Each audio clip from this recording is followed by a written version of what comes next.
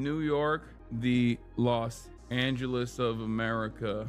I'm live. Rafa invasion draws U.S. criticism as Lindsey Graham suggests nukes.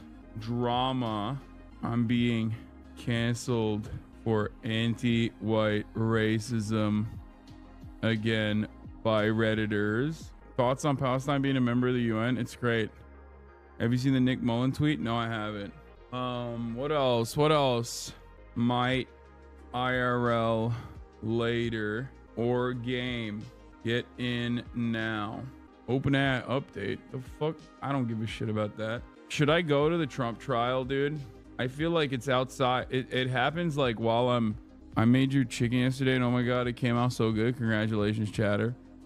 Like there's not really too much happening outside of the Trump trial, right? This could be your chance to meet Trump and get in his cabinet. My cousin Aria Lee says, hey. Who the fuck is that? Hey. Jeremy Scahill broke your streak. No. What is this? Oh. No. I had a good ass streak going. Look at this. Other than the pin ones, it's like mostly just me. And then boom, Jeremy Scahill the one time. Wait, that's literally still talking to me though, I think. I think that's Jeremy Scahill also talking to me though.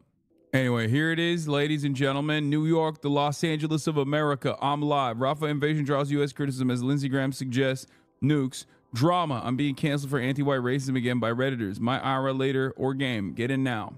Emma is disappointed you ghosted her and your uncle. I know. I was lifting, which is lame. I know.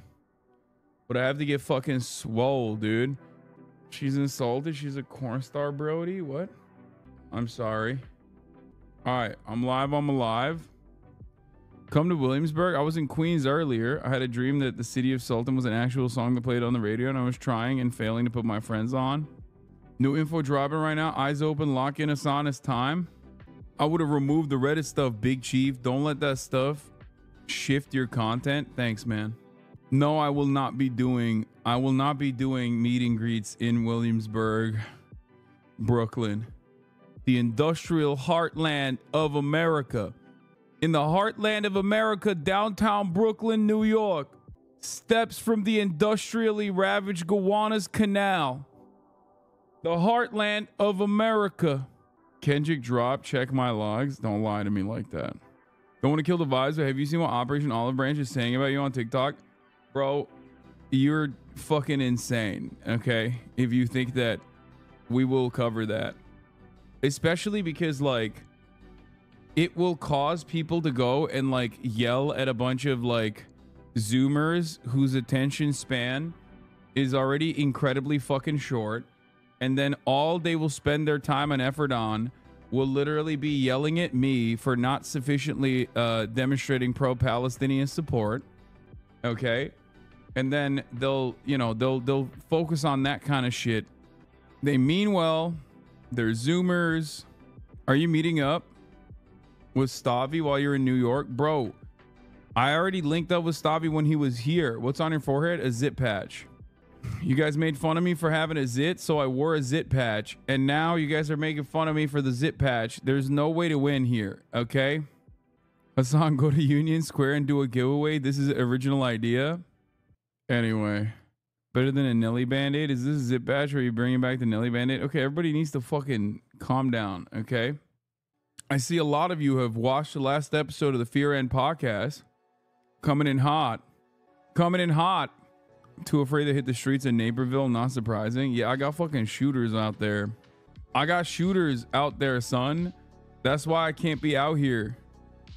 I can't be out here in the streets, the mean streets of Naperville. They're coming for me. I'm like Chief Keef. I can't go back to Chicago. Okay? Mayor Rahm Emanuel and the mean streets of... Former Mayor Rahm Emanuel and the mean streets of Naperville have shooters out there ready for me. Thank you, Themasius, for the playlist. Yeah, we're gonna talk a lot. We're gonna talk about a lot of stuff. We smoking that cutie OG. Now no way she talks that way about Kai and gets away with it. I agree. New York is the downtown Brooklyn of America. New York is the Naperville of America. Anyway, did you talk about the new roast server and if you're going to be on it? Yes, I am going to be on it. I just don't know exactly when it starts. I think hopefully by the time I'm back home. Oh my God, everyone is texting me. Okay. Murat, respond to my text message, please. MR mention if the timestamp doesn't. Oh my God. Let's get this out of the way, okay? I'm sorry. I apologize. I fucked up. Podcast. Will we be seeing him in studio this week? I did not know that. I texted him this morning and he said he couldn't make it. I was like, you should come on by, but he said he's only in for a short amount of time. Ghosted. Pretty insulting. It is insulting. I had no idea. I'm gonna text him right now. He could have texted. He could have. He's been doing good coverage of the Kendrick Lamar Drake beef. You go around to say I'm your uncle, and then you don't contact me when you come into I town. mean, sometimes Well, isn't that family? I go in and out of a town. I don't say hi to my uncles either. All right, fair. That's fair. There you go. It was my birthday on Saturday. Could I get a shofar? Also, funny. This is not Austin from PA. Funny Jordan Peterson story. Okay. That's tough. That's like, I just disappointed Emma and my uncle at the same time. This makes me very sad. Okay. I feel so guilty. That's crazy. You got to go on now. Make the time, my dude. I'm going to try. I'm going to see what I can do. I'm going to see what I can do. Oh, he's not mad. He's disappointed. I know. That makes me sad. I just texted him. I texted him. I'm going to see what I can do. Okay. He said blocked. That's crazy. No, I'm going to see what I can do. Sorry, just tuning in now. My family members have been asking me to explain why the U.S. withheld info on Hamas from Israel. My initial response is probably because they know Israel can't be trusted to use the information responsibly and legally, and Bibi would only further inflame tensions. Is this accurate in your view? Didn't America say that they know where like a lot of key Hamas officials are hiding in Gaza, and they'll give it to Israel if Israel chooses to play nice or something? And it's like, is that what you're referencing? What is this? New mobilization comes. United Nations cuts estimates of women, children deaths in Gaza war in half. What? The United Nations recorded estimates for the number of women and children killed in Israel's war in Gaza nearly by half, inviting new scrutiny. Of the 34,735 people who have died in Gaza since the war began, more than 9,500 were women and more than 14,500 were children. But in the updated data published 2 days later, on May 8th, the UN significantly reduced the figures to 4,959 women and 7,797 children among the 34,844 people reportedly killed in Gaza. The UN cites data from Gaza Ministry of Health, controlled by Hamas, to produce casualty figures.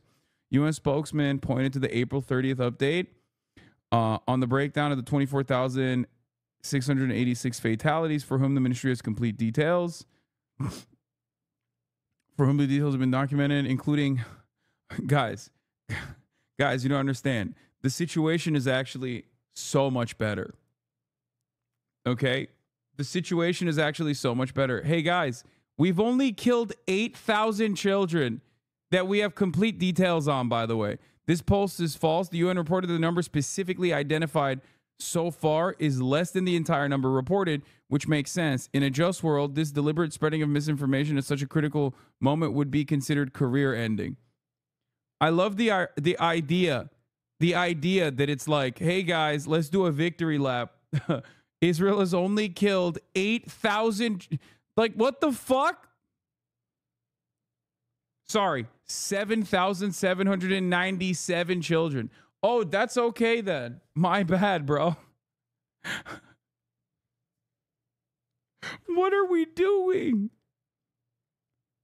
What the fuck are we doing? We're having this conversation where there's like still people under the fucking rubble too. What a crazy fucking take. What an absolutely insane thing to run with. Okay.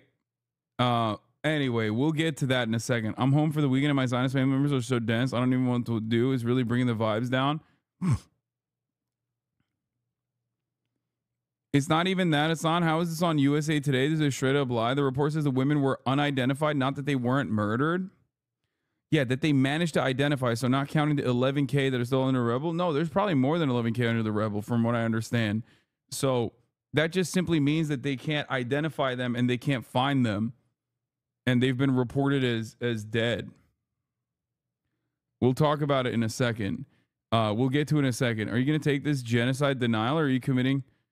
Joe Scarborough, Zana Saeed responds, are you going to take this genocide denial down, or are you committed to spreading lies that dehumanize Palestinians and justify the genocide? It is incredible that you have a platform as big as you do when you can't read the articles you shared yourself. Nothing was halved. A little reading comprehension would show that what you reported, that it's reported versus identified. Genocide denial is usually a bit more sophisticated than this, no? Yeah. Guys, I have to say something. Isn't it convenient that like all matter of healthcare infrastructure was blown up so that like we don't also have an accurate assessment, like a final tabulation?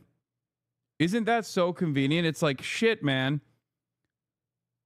Like all matter of records that you can cross-reference this information on is basically fucking either A, in the hands of Israel, or B, completely blown up.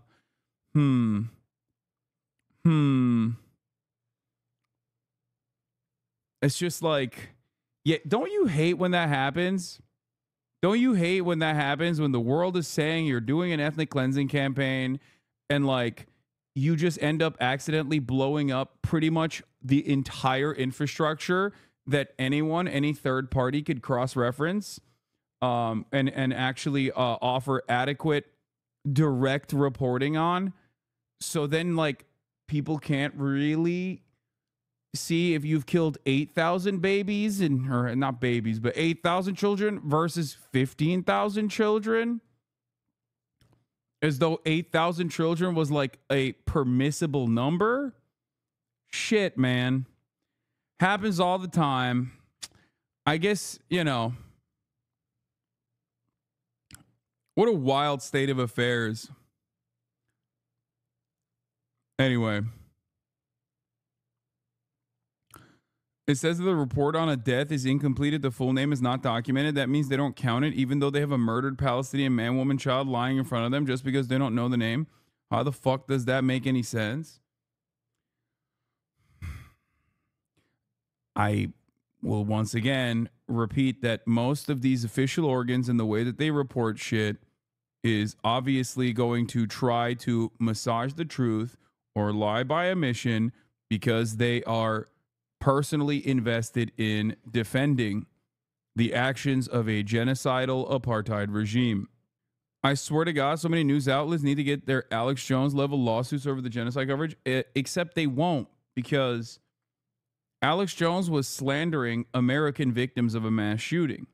American victims of a mass shooting have access to legal recourse and are seen as equal citizens under the eyes of the law.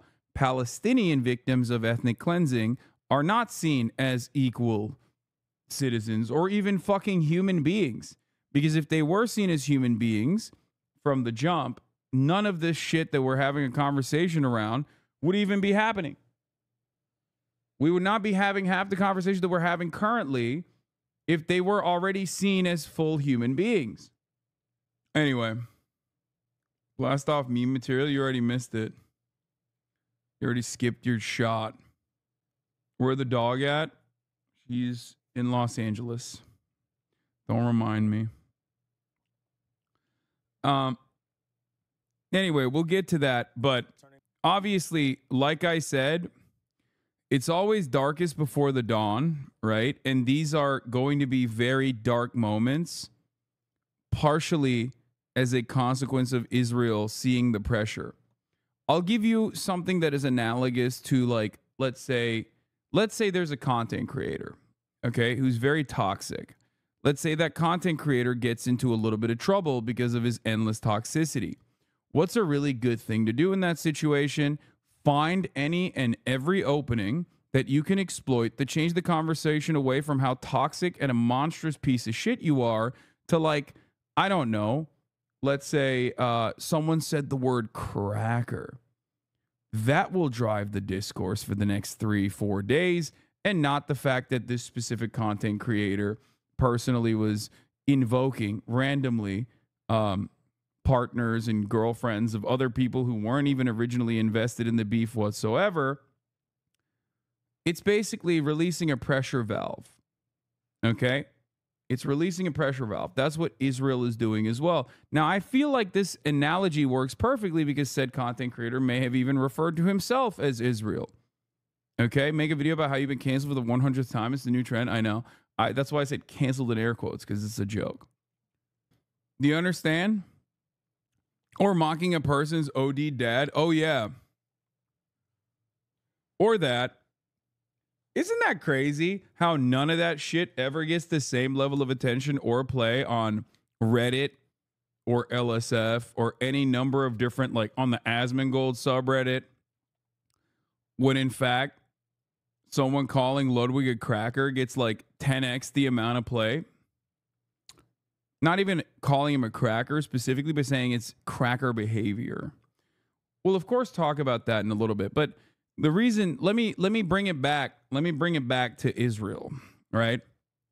The reason why Israel is doing all this shit is the same exact thing they did during the ICJ court case opening up to Israel when South Africa took their case to the International Court of Justice, declaring Israel's actions to be genocidal and laying bare the claims that they had made.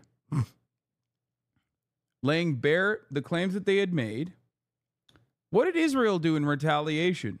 They, without any evidence whatsoever, and all of their evidence immediately fell apart, by the way, and actually was disproven instantaneously. Without any evidence, they said, UNRWA is Hamas.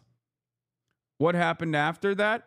America and all of America's dick-riding little fucking dog Western nations that fund UNRWA, which is the lifeline of Palestinians, at a time when they desperately need it, they cut the funding because they wanted to turn around and say, oh, you guys are calling us genocidal? Well, guess what? Now we're going to cut a funding vehicle, a desperate vehicle for aid that you need in your time of need, when you need it the most. We're going to take that away from the entire Palestinian population. We are going to punish you for it. How dare you say we are doing a genocide? This is Israel behavior. And that's precisely what's happening right now. The media, alongside with Israeli counters, will do anything and everything in this moment of their bloodshed being more criticized than ever before. Okay? Because people are out there being like, hey, maybe this Rafah operation is like going a little too far, right? Israel's turning around and doing everything in its power to just like shift the attention back onto Palestinians in general, try to suppress their aid. They already shut off a bunch of other crossings, claiming that Hamas actually shot at the crossing, even though Hamas did not shoot at the crossing. They blew up a tent inside of a military base that the Israeli occupying force had actually set up 2 kilometers away from the fucking crossing. You know? Meanwhile, Israelis are destroying aid shipments, trying to prevent the limited amount of aid from going in to Gaza. Just wonderful stuff in general. Okay? Yeah, sicking the gross, rabid, ultra-Zionist dog shit settlers on the aid trucks. Will Tokes, thank you for the 5. Get the subs. So yeah, on that note, while all of this is going on, let's take a look at what's happening. Don't forget, things are bad. It might even get worse, but ultimately keep your eyes on the prize. Okay? Let's get started. Pressure grows on Netanyahu's government in Israel. Now to the Middle East and the new questions over Israel's strategy in its war against Hamas. Thousands of Palestinians are now fleeing the city of Rafah. Meanwhile, the U.S. and other countries are increasing pressure on the Netanyahu government to come up with a plan to help tackle the humanitarian crisis. Ramy Inocencio is following all of this in Israel. Ramy, good morning. Nate, good morning to you. And nearly 360,000 Gazans have now fled Rafah, says the UN, more than tripling in the past few days as Israel's military pushes across the south. But the army has also launched new operations in the north on Gaza City and Jabalia, just a few miles into the strip behind me. Israel's fear is that Hamas is trying to regroup. The displaced in Gaza City displaced again. To the north, to the south, to the east, said Mohammed Massoud. Leave us alone. On Gaza's southern end, shattered neighborhoods of Rafah are eerily quiet, nearly abandoned after Israel's warnings of an advance. The hundreds of thousands who fled here from the war have fled again too, west to the coastal sands of the Al-Mawasi camp for the displaced, families exposed to the elements. Up the coast, Jamila Abu Jabara lost nearly her entire family in an Israeli strike 7 months ago today. My 8-year-old son's body is still under the rubble, she said. I'm waiting for a ceasefire to pull him out. She was a mother of 7 children. Her 10-year-old daughter, Dima, is the only survivor. I wish this war would end, she said. Many in Israel wish that too. The country mourned its dead soldiers and victims of terror on Sunday, its first Memorial Day since October 7th. But Netanyahu vowed to destroy Hamas. We will keep going until victory, he said. The U.S. cautioned Israel needs an exit plan and to replace Hamas as a governing body or risk a resurgence. You're going to have a vacuum, and a vacuum that's likely to be filled by chaos, by anarchy, and ultimately by Hamas again. In Gaza, Abu Jabara wished she could have protected her 6 children from Israel's attacks. I wished I died and they had lived, she said. My message to any mother, see our lives and see our sorrows. I'm one of countless mothers who have lost. And very public cracks are now appearing between Israel's government and its military. Senior military officials are now also demanding that Prime Minister Benjamin Netanyahu decide what will replace Hamas as the governing body in Gaza or risk Israel being stuck there and with no way out. Drika. I don't know how else we can have this conversation with people who are still like desperate to defend Israel at this point. Like, I don't know. I don't know how, like, what do you say to that mother? It's just crazy. And joining me now is Secretary of... But anyway, Secretary Blinken says Israel has the will and the means to police itself. Here's a full interview where Secretary Blinken runs a fucking full court press while still ultimately being a little critical of Israel's actions, which is the most you're going to get out of this motherfucker. It is crazy. Okay, vice versa the same. What do you mean vice versa the same? There is no vice versa. There is a nuclear military fucking power. Okay. Oh shit, that's a banger tweet. You say Israel should nuke Gaza. We hear the Mossad has a video of me fucking a toddler. Damn, coming after Lindsey Graham harsh. Anyway, by the way, my family member said that she can't trust BBC reports because they're funded by Qatar. And I was like, I don't even know what she's talking about. BBC is funded by Qatar? Does she mean Al Jazeera? Al Jazeera is the state broadcaster of Qatar. BBC is, the B there is not for, what is happening? The B is for British. British Broadcasting. What the fuck? It's funded by television licenses. What the fuck do you mean? Yeah, it's Bin Laden Broadcasting Network. Did Lindsey for real say Israel should nuke him? He didn't directly say it. Yeah, Bahrain broadcasting channel, BBC. He basically said, he said everything that lets you, he implied it. Let's just say in the most conservative way, he basically implied it. We're going to get to that in a second. It was implied heavily, as a matter of fact.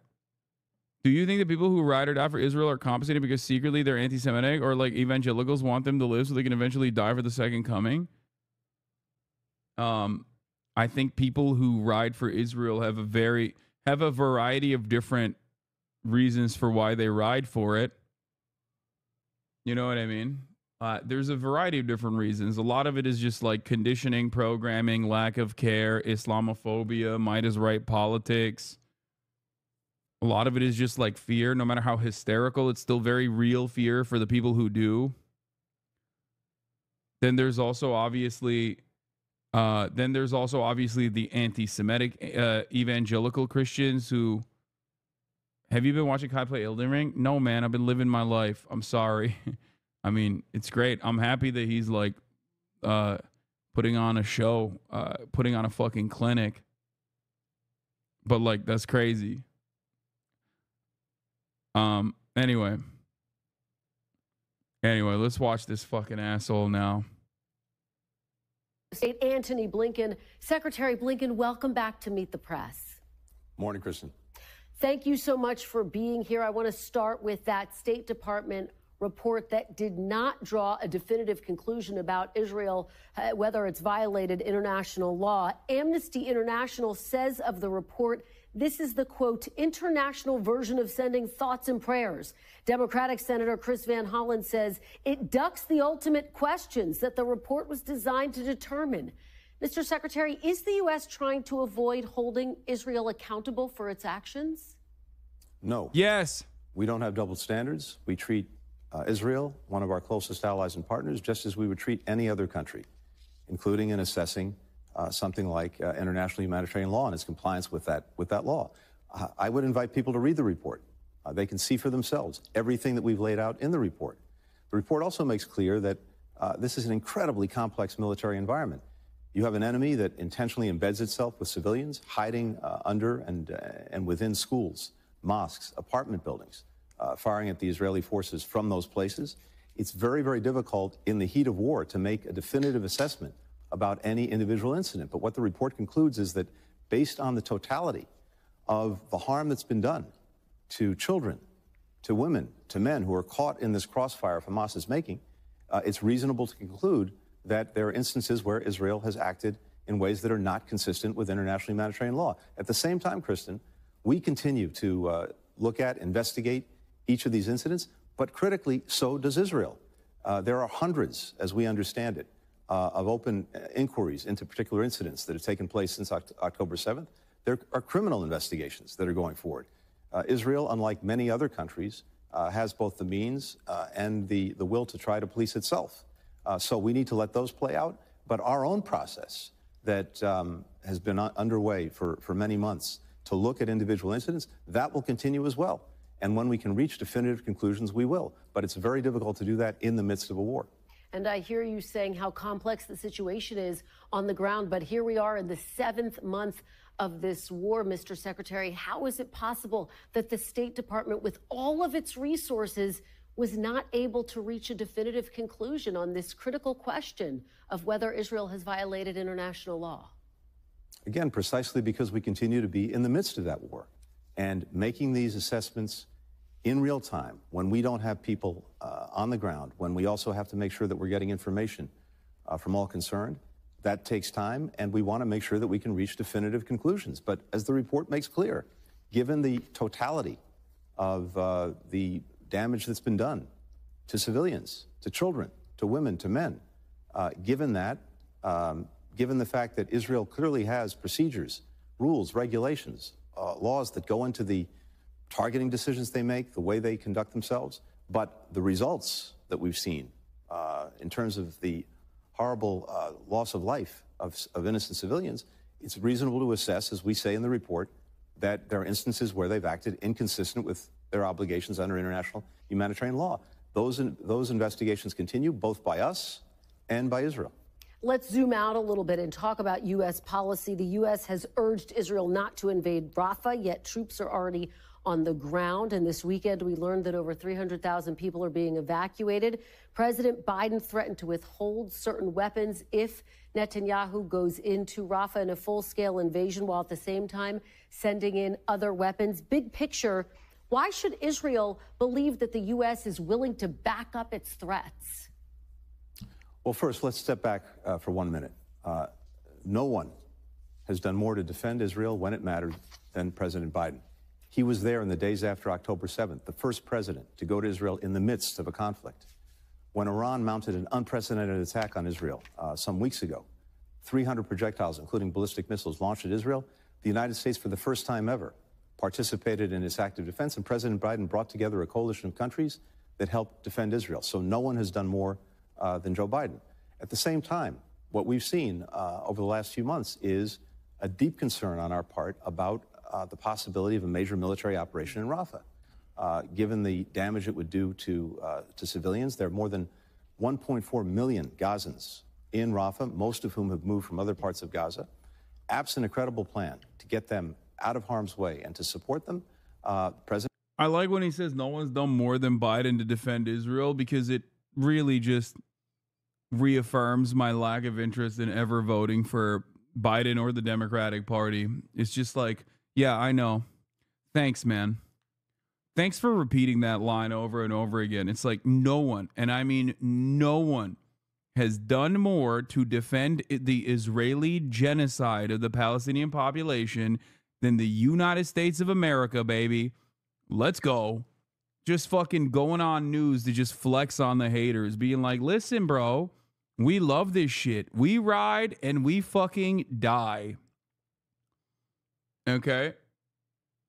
Get them out of harm's way where? Yeah, it's in a normal world, every single person that says this kind of shit or is in a position of power should be feeling incredibly, incredibly embarrassed, scared of the political consequences, scared of being scared of, you know, potentially getting into legal trouble in an international tribunal.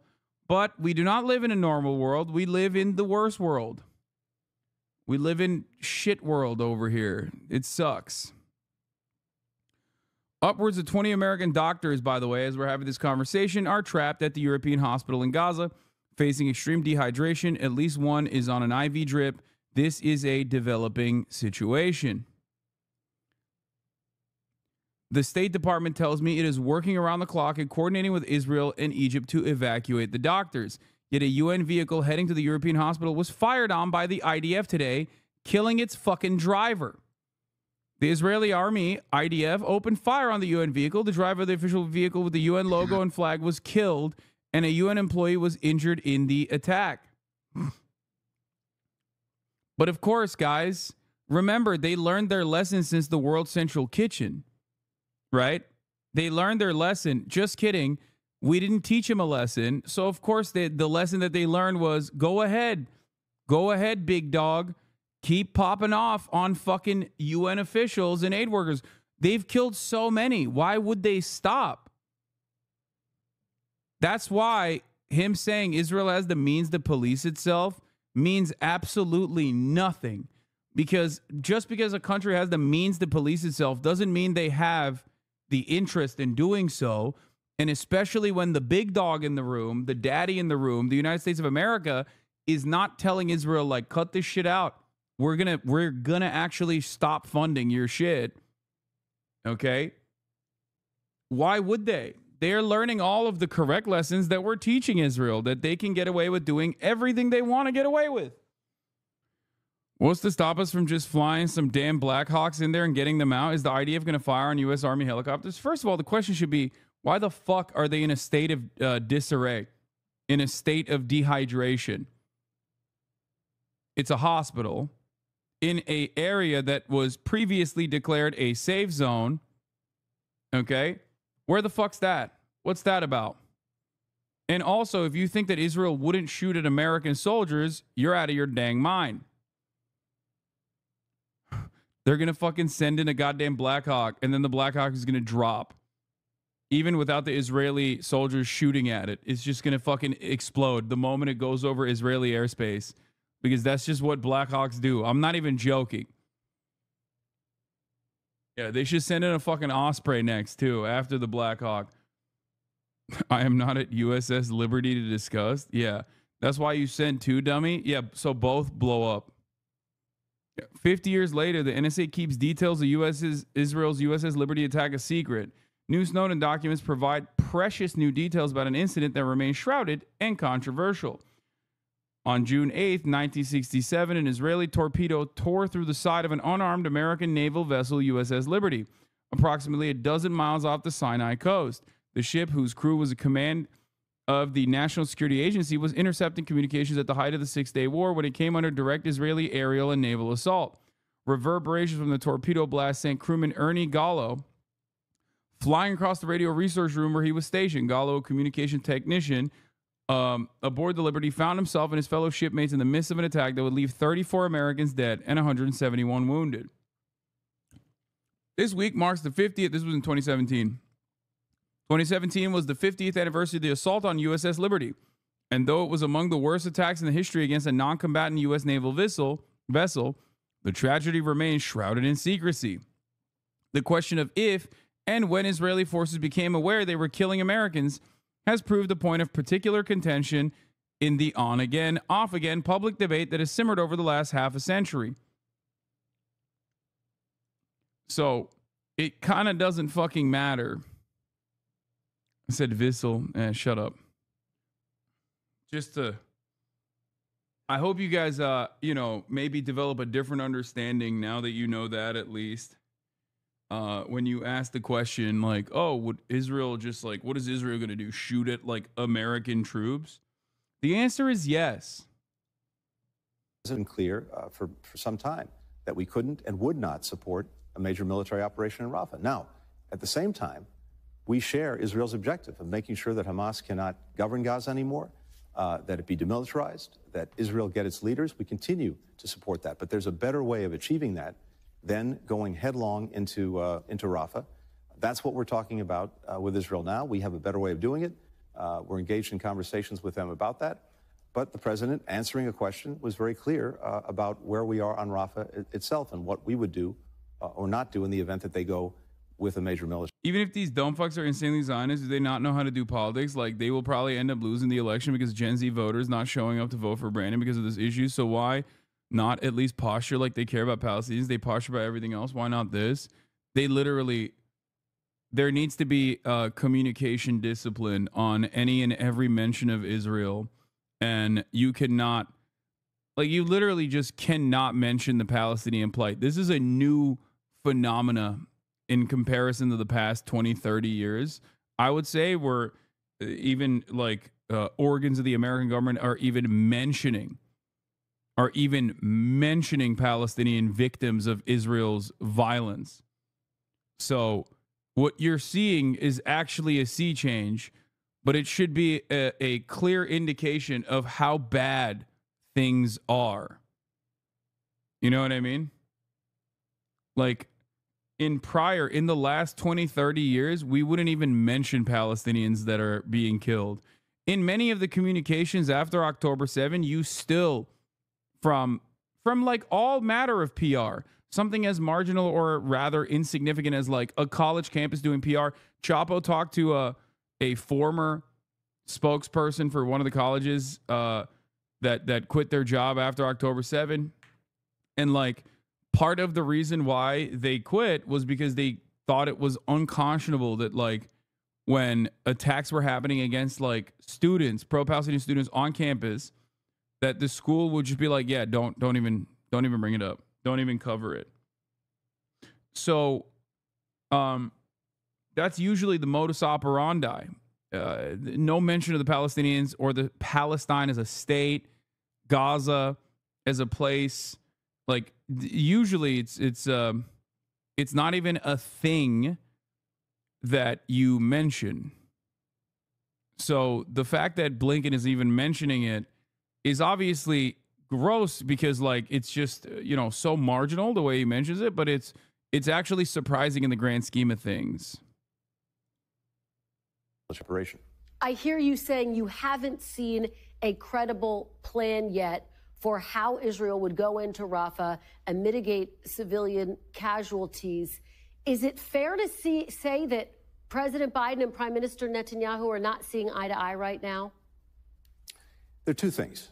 One is that, as the president said, and as we said in many conversations over the last couple of months, there has to be a credible plan for the civilians. Have you seen a credible plan? We have to make sure. We have not. Second, there's something else that's important. We also haven't seen a plan for what happens the day after this war in Gaza ends. Because right now, the trajectory that Israel is on is, even if it goes in and takes heavy action in Rafah, there will still be thousands of armed Hamas left. We've seen in areas that Israel has cleared. That's why they need to kill more. Even in Khan Yunis, Hamas coming back. So the trajectory right now is that going into to Rafah, even to deal with these remaining battalions, especially in the absence of a plan for civilians, risks doing terrible harm to civilians and not solving the problem, a problem that both of us want to solve, which is making sure Hamas cannot again govern Gaza. Israel's on the trajectory potentially to inherit an insurgency with many armed Hamas left, or if it leaves, a vacuum filled by chaos, filled by anarchy, and probably refilled by Hamas. We've been talking to them about a much better way of getting an enduring result, enduring security, both in Gaza itself and much more broadly in the region. Those conversations continue, and that's what partners, that's what allies do. We are clear-eyed, and we speak the truth to each other as we see it. We have American interests first and foremost in mind. We also have Israel's interests in mind. And there may be a difference in view in the best way. A simple disagreement. That's all you need to know. It's just, guys, it's just a couple of simple disagreements happening here. But, nothing to see here. Nothing too crazy. Just, Israel's doing its very best. And we think that, it's doing great. And maybe it should keep doing great. Don't worry about it. Why the fuck do they think that this is going to teach Israel anything about restraint? It won't. It will not. It is doing the exact opposite. You're telling them, you're giving them the go-ahead. It's fucking bullshit. To achieve them, but that's also the nature of the relationship. I want to drill down with you on President Biden's threat to withhold weapons. What exactly is his red line, Mr. Secretary? What would trigger him to say, I am now withholding weapons? Look, we don't talk about red lines when it comes to Israel. We talk again. President Biden did talk about a red line, though, Mr. Secretary, respectfully. Let me be. Damn. I mean, that's the most contentious media, mainstream media, especially MSNBC is ever going to get, or NBC News is ever going to get. She literally raised her fucking voice. That's kind of wild. Let's run that back. Weapons. Threat to withhold weapons. What exactly is his red line, Mr. Secretary? What would trigger him to say, I am now withholding weapons? Look, we don't talk about red lines when it comes to Israel. We talk again. President Biden did talk about a red line, though, Mr. Secretary, respectfully. Let me be clear. What would trigger him to make that decision? I mean, this is the kind of hard-hitting journalism we need the whole time. One, it's too little, too late, and two, I mean, even any person that sits in that position obviously can't have any kind of self-respect after not fucking hitting that line there. Like, there is a limitation to how much dick riding the media will do to the State Department. Like, you can't literally say there's going to be a red line and then allow Israel to cross it. Like, it's the bare minimum of what she's supposed to be doing here. It's also sad because the reality is Anthony Blinken is correct. Biden and his like supposed red line that keeps conveniently being drawn around the periphery of Israeli occupying forces is closer to Blinken's understanding than what Biden presented it as. Biden said that there is a red line, except he did not enforce it. Anthony Blinken is saying there are no red lines when it comes to Israel, and he's correct. It's the bear hug attitude. This is precisely what the Biden administration communicated to Israel in early October. Sure.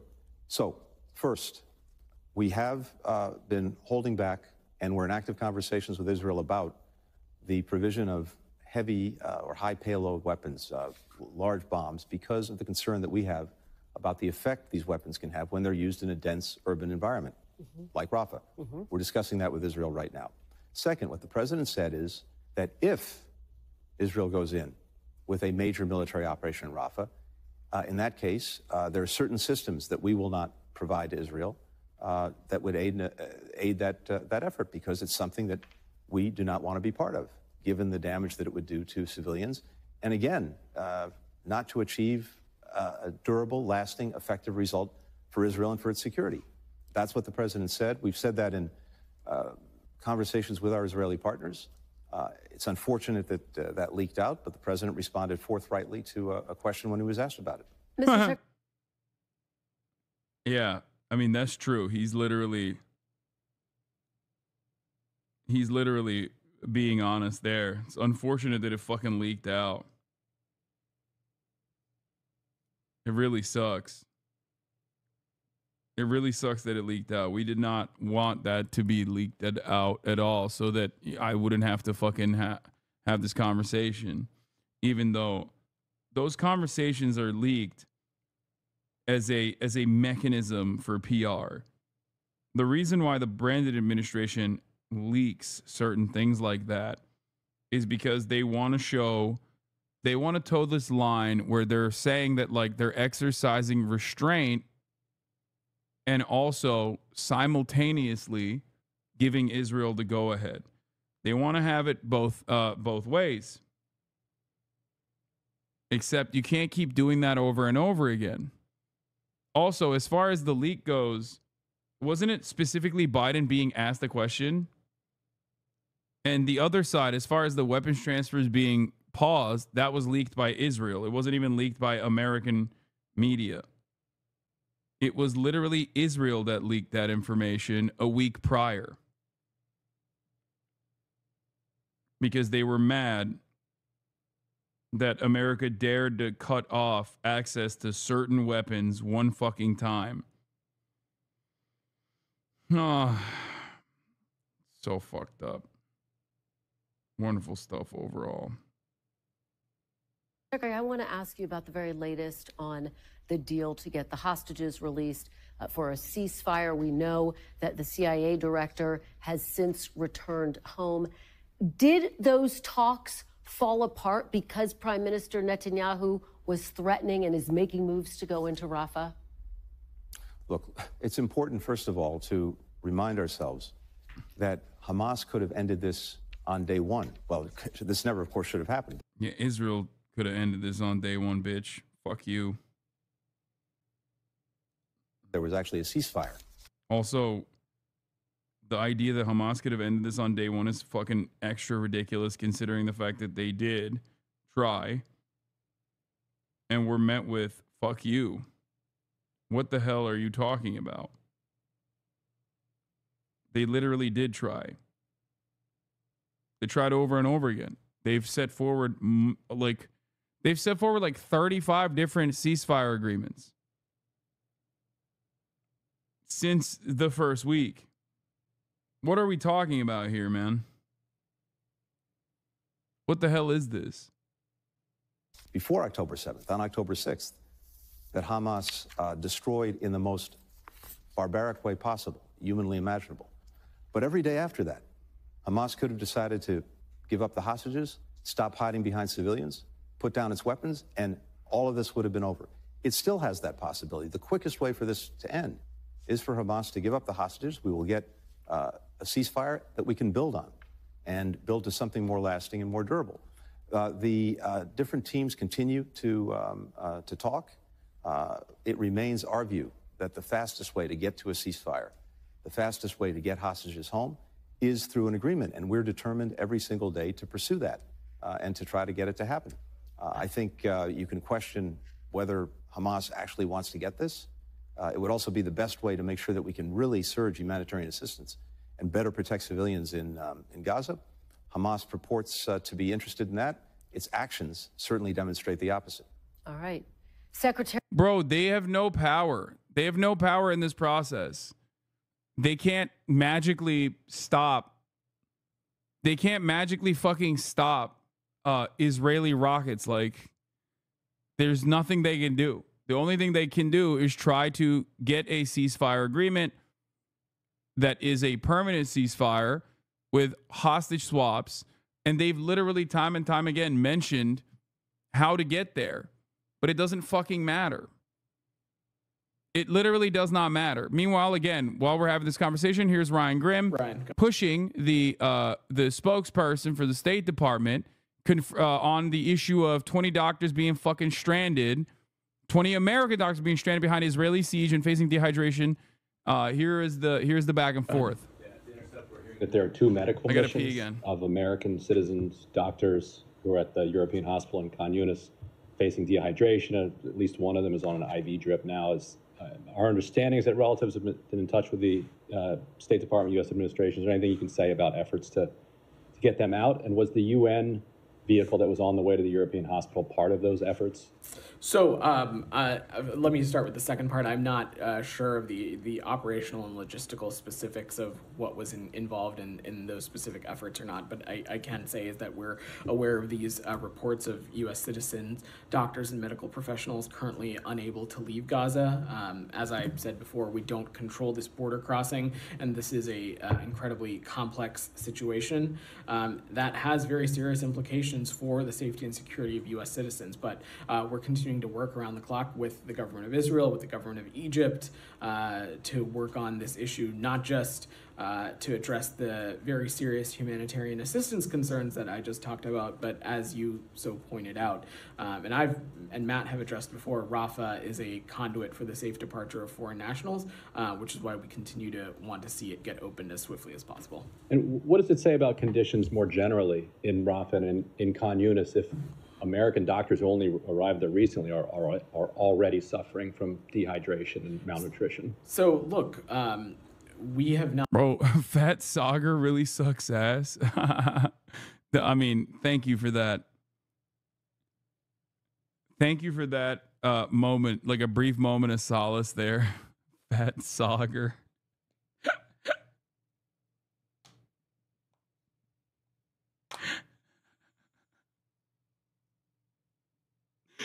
Oh, Jesus Christ, dude. Skinny Sagar sucks too. Yeah. Both Ozempic Sagar and also non-Ozempic Sagar both suck in different ways. So look, you know a banger is coming anytime they start a sentence with that? Yeah, exactly. So look, at the top of the hour, there's a 3-minute ad break.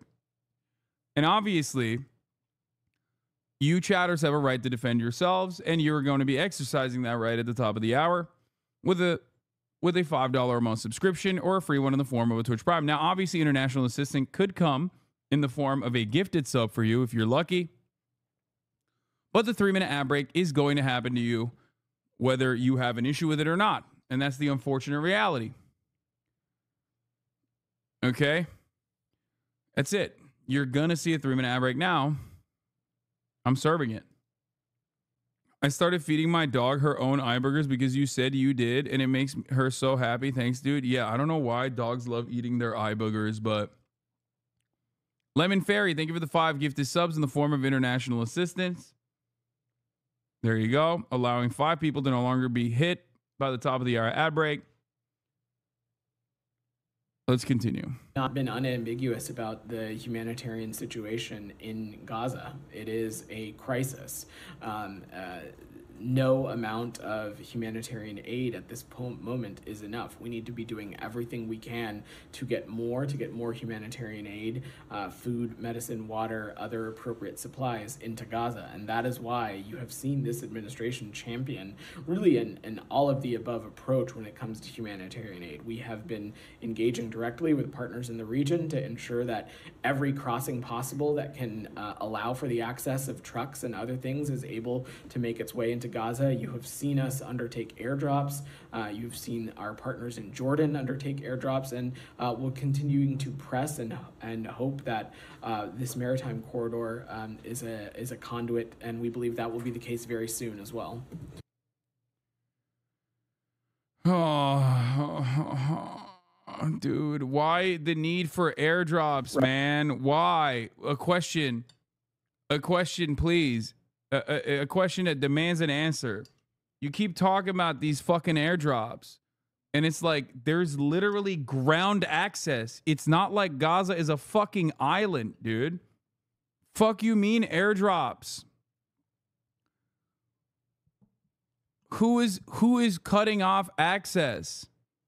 Who's cutting off access to aid on the ground from the many different ways in which a shit ton more aid could be received? The answer to that question is Israel. It is a direct violation of human rights that Israel is doing, while we are specifically getting, while they're specifically getting weapons from us to do so. Yeah. Meanwhile, do you want to know what happens to the aid? Today at noon, Trachomia checkpoint. We did what we could to stop the hundreds of settlers from destroying food that was supposed to feed tens of thousands in Gaza, and for a moment it seemed that we succeeded. But there were only 2 of us. Next, we will reach hundreds.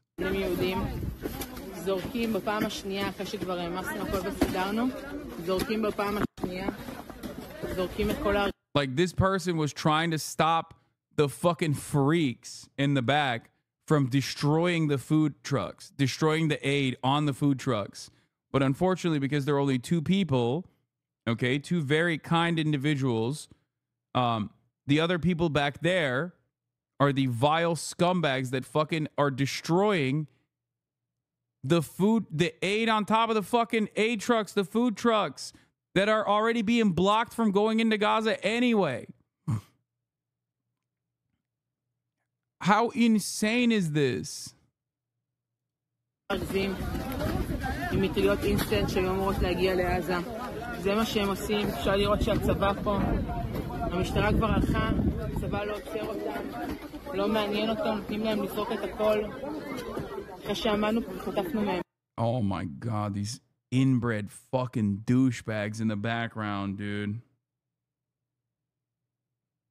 Jesus Christ, dude. Just like, she's saying the military isn't stopping them. Yeah. Oh, that's the other part of this too. The military absolutely does not fucking do anything to stop them.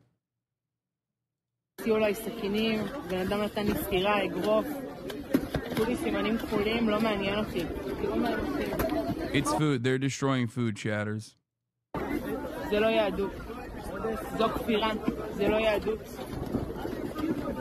זה אנשים שהם מעל החוק, פשוט מעל החוק. אם אנחנו לא נתעורר ונתנגד להם, הם האנשים שכבר מנהיגים את... Vola Bear, do you know what that logo is? I don't, I'm asking. Or time without a OWO. I don't know if you're in the chat right now or not, but... These are pogroms? Yeah, I mean, these guys love doing fucking pogroms. Like, that's their favorite shit. Ninth Oath or something, isn't it? I don't know. Why doesn't the media cover this? Bro, because this would make Israel look really fucking bad. What do you mean? That's why I say Israeli human rights organizations and even Israeli outlets from time to time do a better job covering these fucking freaks than American media does. Okay? It's just like, I was shocked to see the CNN reporting. It came months after Other outlets like 972 Magazine and Local Call had already done extensive coverage on the Negev base that was also being used as like a torture facility, basically a concentration camp for the Palestinians apprehended and released, mind you.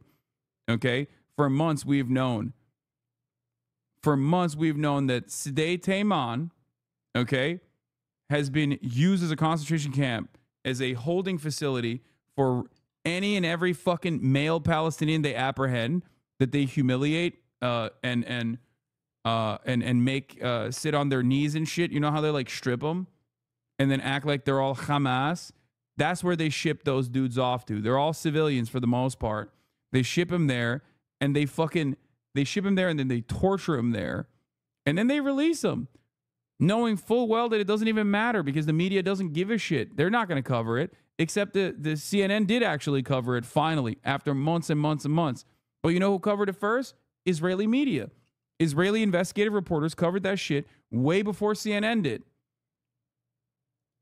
Another aid truck has been caught on fire. Update, another aid truck has just been set on fire by Israeli settlers. Jesus Christ. אנחנו במחסום תרקומיה. תראו, חבר'ה פה, לא מפחדים, בחורות, בחורים. איזה יופי. נותנים את המשאיות של החמאס. מקסימה. איזה יופי, תראו. אנחנו במחסום.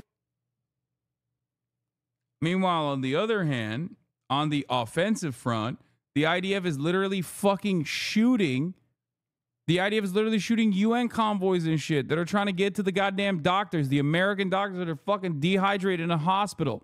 These American doctors that went there recently, mind you. But then Israel decided to siege Rafah anyway. There is no salvation. Like there is no way to like look at this and be like, this is actually permissible. This is actually perfectly valid. It just doesn't make sense. Here's the translated article from BM, I Really Hate You.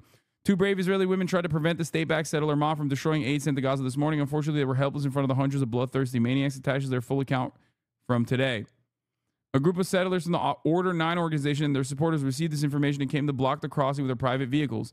They climbed onto the trucks that were waiting to enter and dumped thousands of sacks of rice, sugar, and hot meals.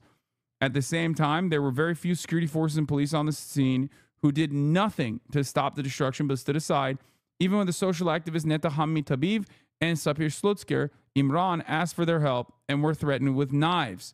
One of the settlers even attacked Slutzker Imran and slapped her with his fists, but the policeman ran away. The policeman ran him away. They refused to detain him, and he returned to the destruction backed by the police. Although the whole event started already at 10 in the morning, the police did not call for additional forces and did not try to block the arrival of the criminals, including minors and armed settlers. At the first round, the settlers drove to the checkpoint in an attempt to stop more trucks. During this time, we helped the truck drivers reload the equipment on the trucks before returning back to their point of departure. After about an hour, a large group of nearly 150 people, including minors, arrived and then managed to dismantle and destroy all the goods that were still on the trucks with knives, sharp pieces of wood, and axes, damaged the equipment, and threatened the workers, the Palestinians. In that time, we did not see a single arrest, and all was done was the useless removal of a few who immediately returned to continue. Today, it was just the two of us. Next time, we must come in dozens and hundreds to stop these criminal acts of hate, which also caused the continuation of the violent war in Gaza, endangering the abductees and all of us. The settlers say they want to pressure Hamas into this disgrace, but there is no justification for the destruction of basic food for innocents. This is an act of revenge and starvation. We came back bruised, but we will not stand back. It's Google translated from their Facebook post earlier today. This is why I say, the Israeli government's actions are akin to ISIS. Closer to ISIS than anything else. Is there any way to make media like CNN report on shit like this, mass tagging them on social media? It's sad to say, but the only way that you can get the media to ever cover this shit properly is when it goes viral on TikTok.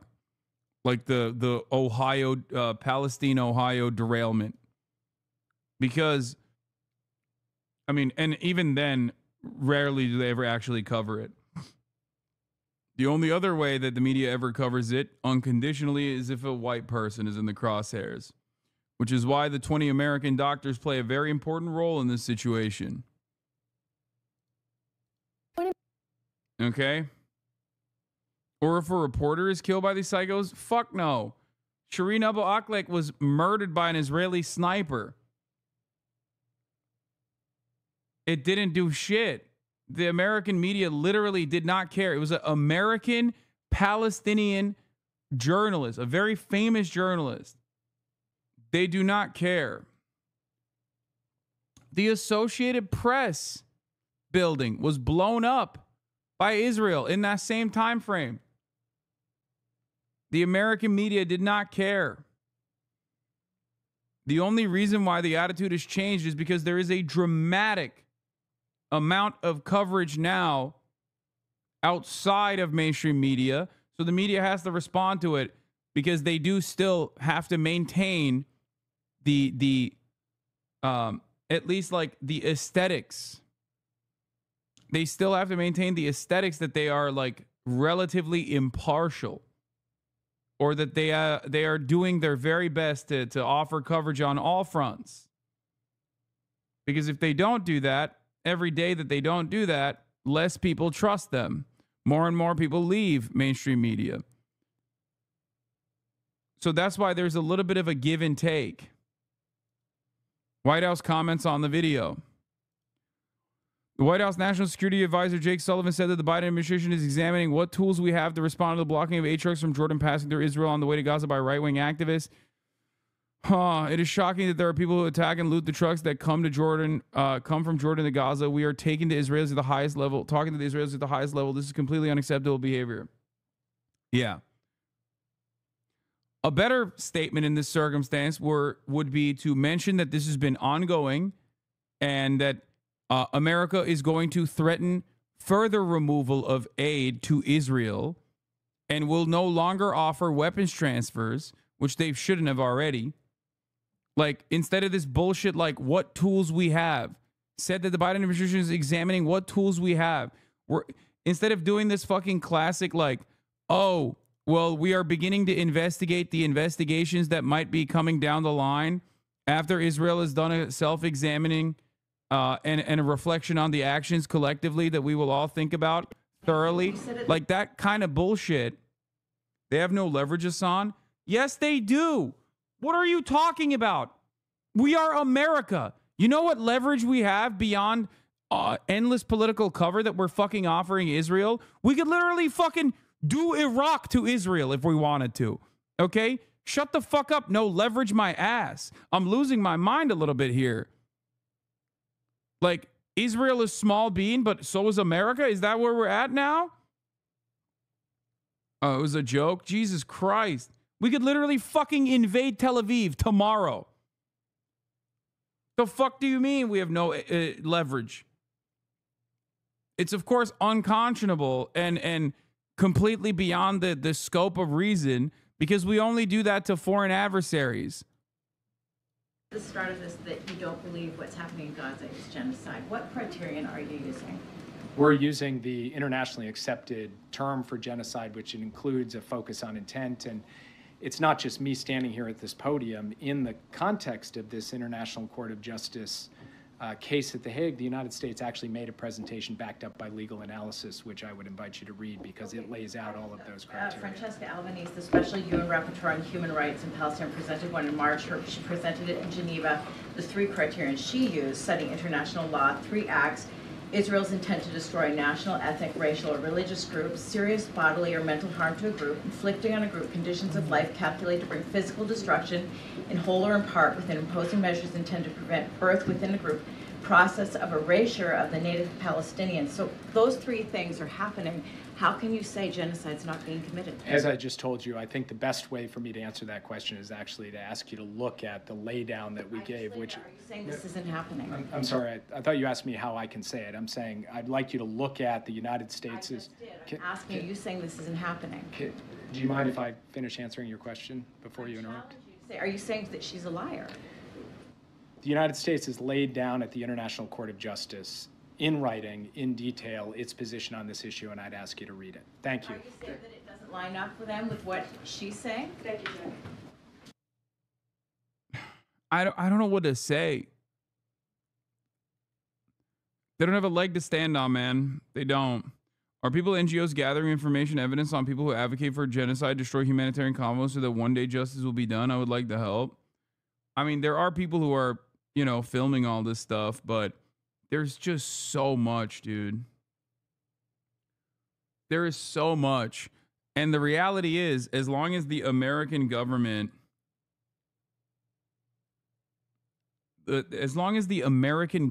continues this kind of attitude, this kind of block and push methodology for Israel's actions, it doesn't matter. You can fucking document everything, but there's no enforcement. Without the United States go ahead, there's no fucking enforcement on all of the documented evidence. That's it. 20 years from now, all those fuckers will be say they're against it. I mean, I don't even know. I think we'll just like look at it like worst case scenario, we look at it like the indigenous genocide, right? Another settler colonial genocidal state, the United States of America, and its actions. Best case scenario, we look at it like the civil rights movement or the previous apartheid in South Africa. We're going to get to the We're going to get to the UN estimates.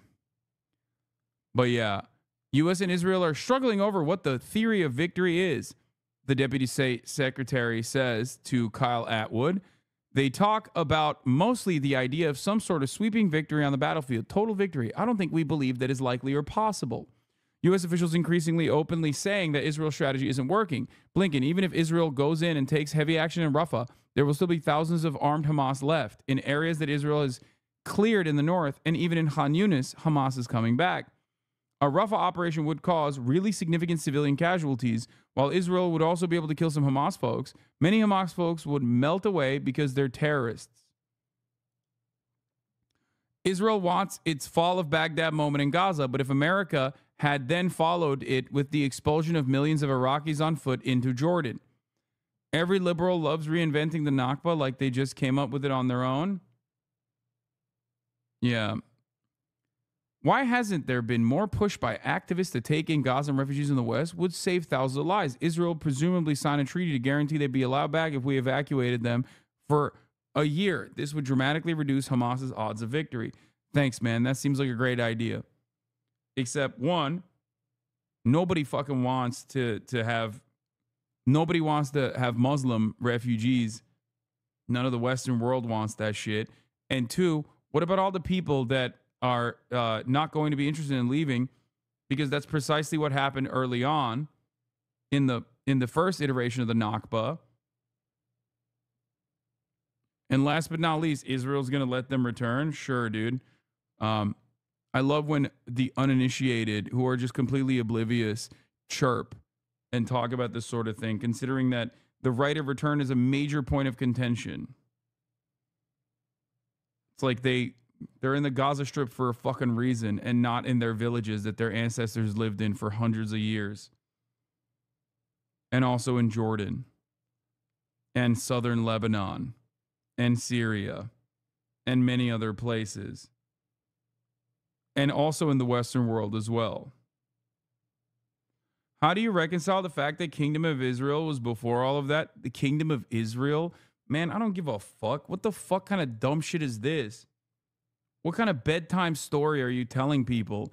I don't give a fuck. Oh, okay. All people came from Africa originally. Like, how far back are we going? What kind of psychopathic blood and soil argument is this, dude? It's so fucking stupid. Right to return was your argument, not mine. Yeah, dude. Right to return for the fucking millions of Palestinians who were living in their ancestral homes before Zionists came in and fucking kicked them out, only to never allow them to return again.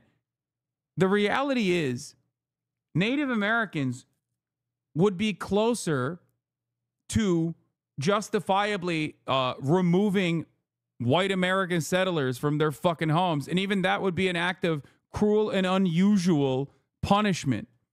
Okay? But before that, when does your history start is so stupid? Because here's how history doesn't work, you fucking idiot, you absolute dingus. Okay? Do you know who the Israeli forces are killing right now? They're killing the same fucking descendants of the people that you're talking about. Many of the people in Gaza, many of the Palestinians that live there, okay, that are now declared Palestinian, are literally descendants, direct descendants of the very same Jews who lived in Judea and Samaria. Okay? They simply converted to Christianity and then Islam. But of course, that doesn't change the reality for many Zionists when they declare them to be subhuman, because a lot of the Israeli Zionist attitude revolves around having it be a Judeo-ethno state, a Judeo-supremacist ethno state. This is an idiotic assessment that you would never in a million years make for any other circumstance. If Native Americans had nukes and full support of the Chinese government or something, and literally were just like using military means to just rip Americans out of their homes and doing like Deir Yassin in the fucking heartland or in the middle of New York, okay, you would find that to be unconscionable. You'd be like, that's insane. And guess what?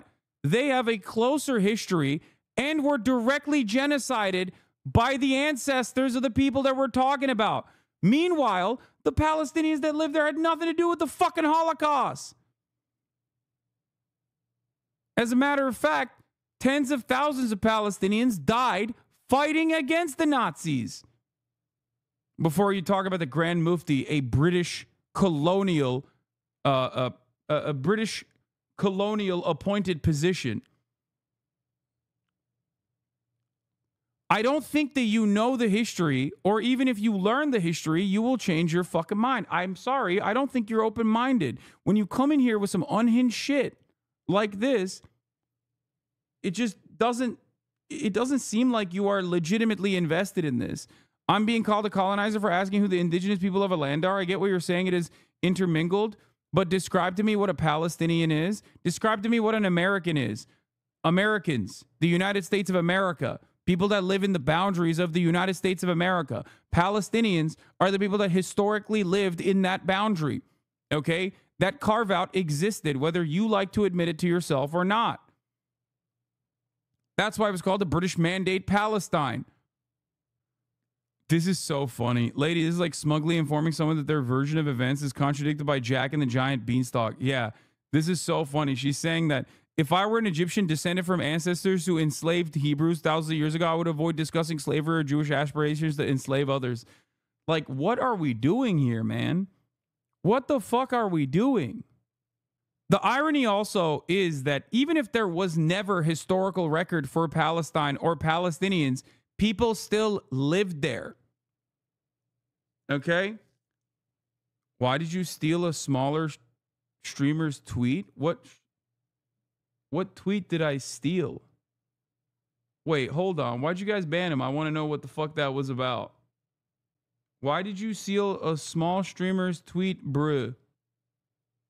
We gotta unban that guy. I want to know what the fuck he's talking about.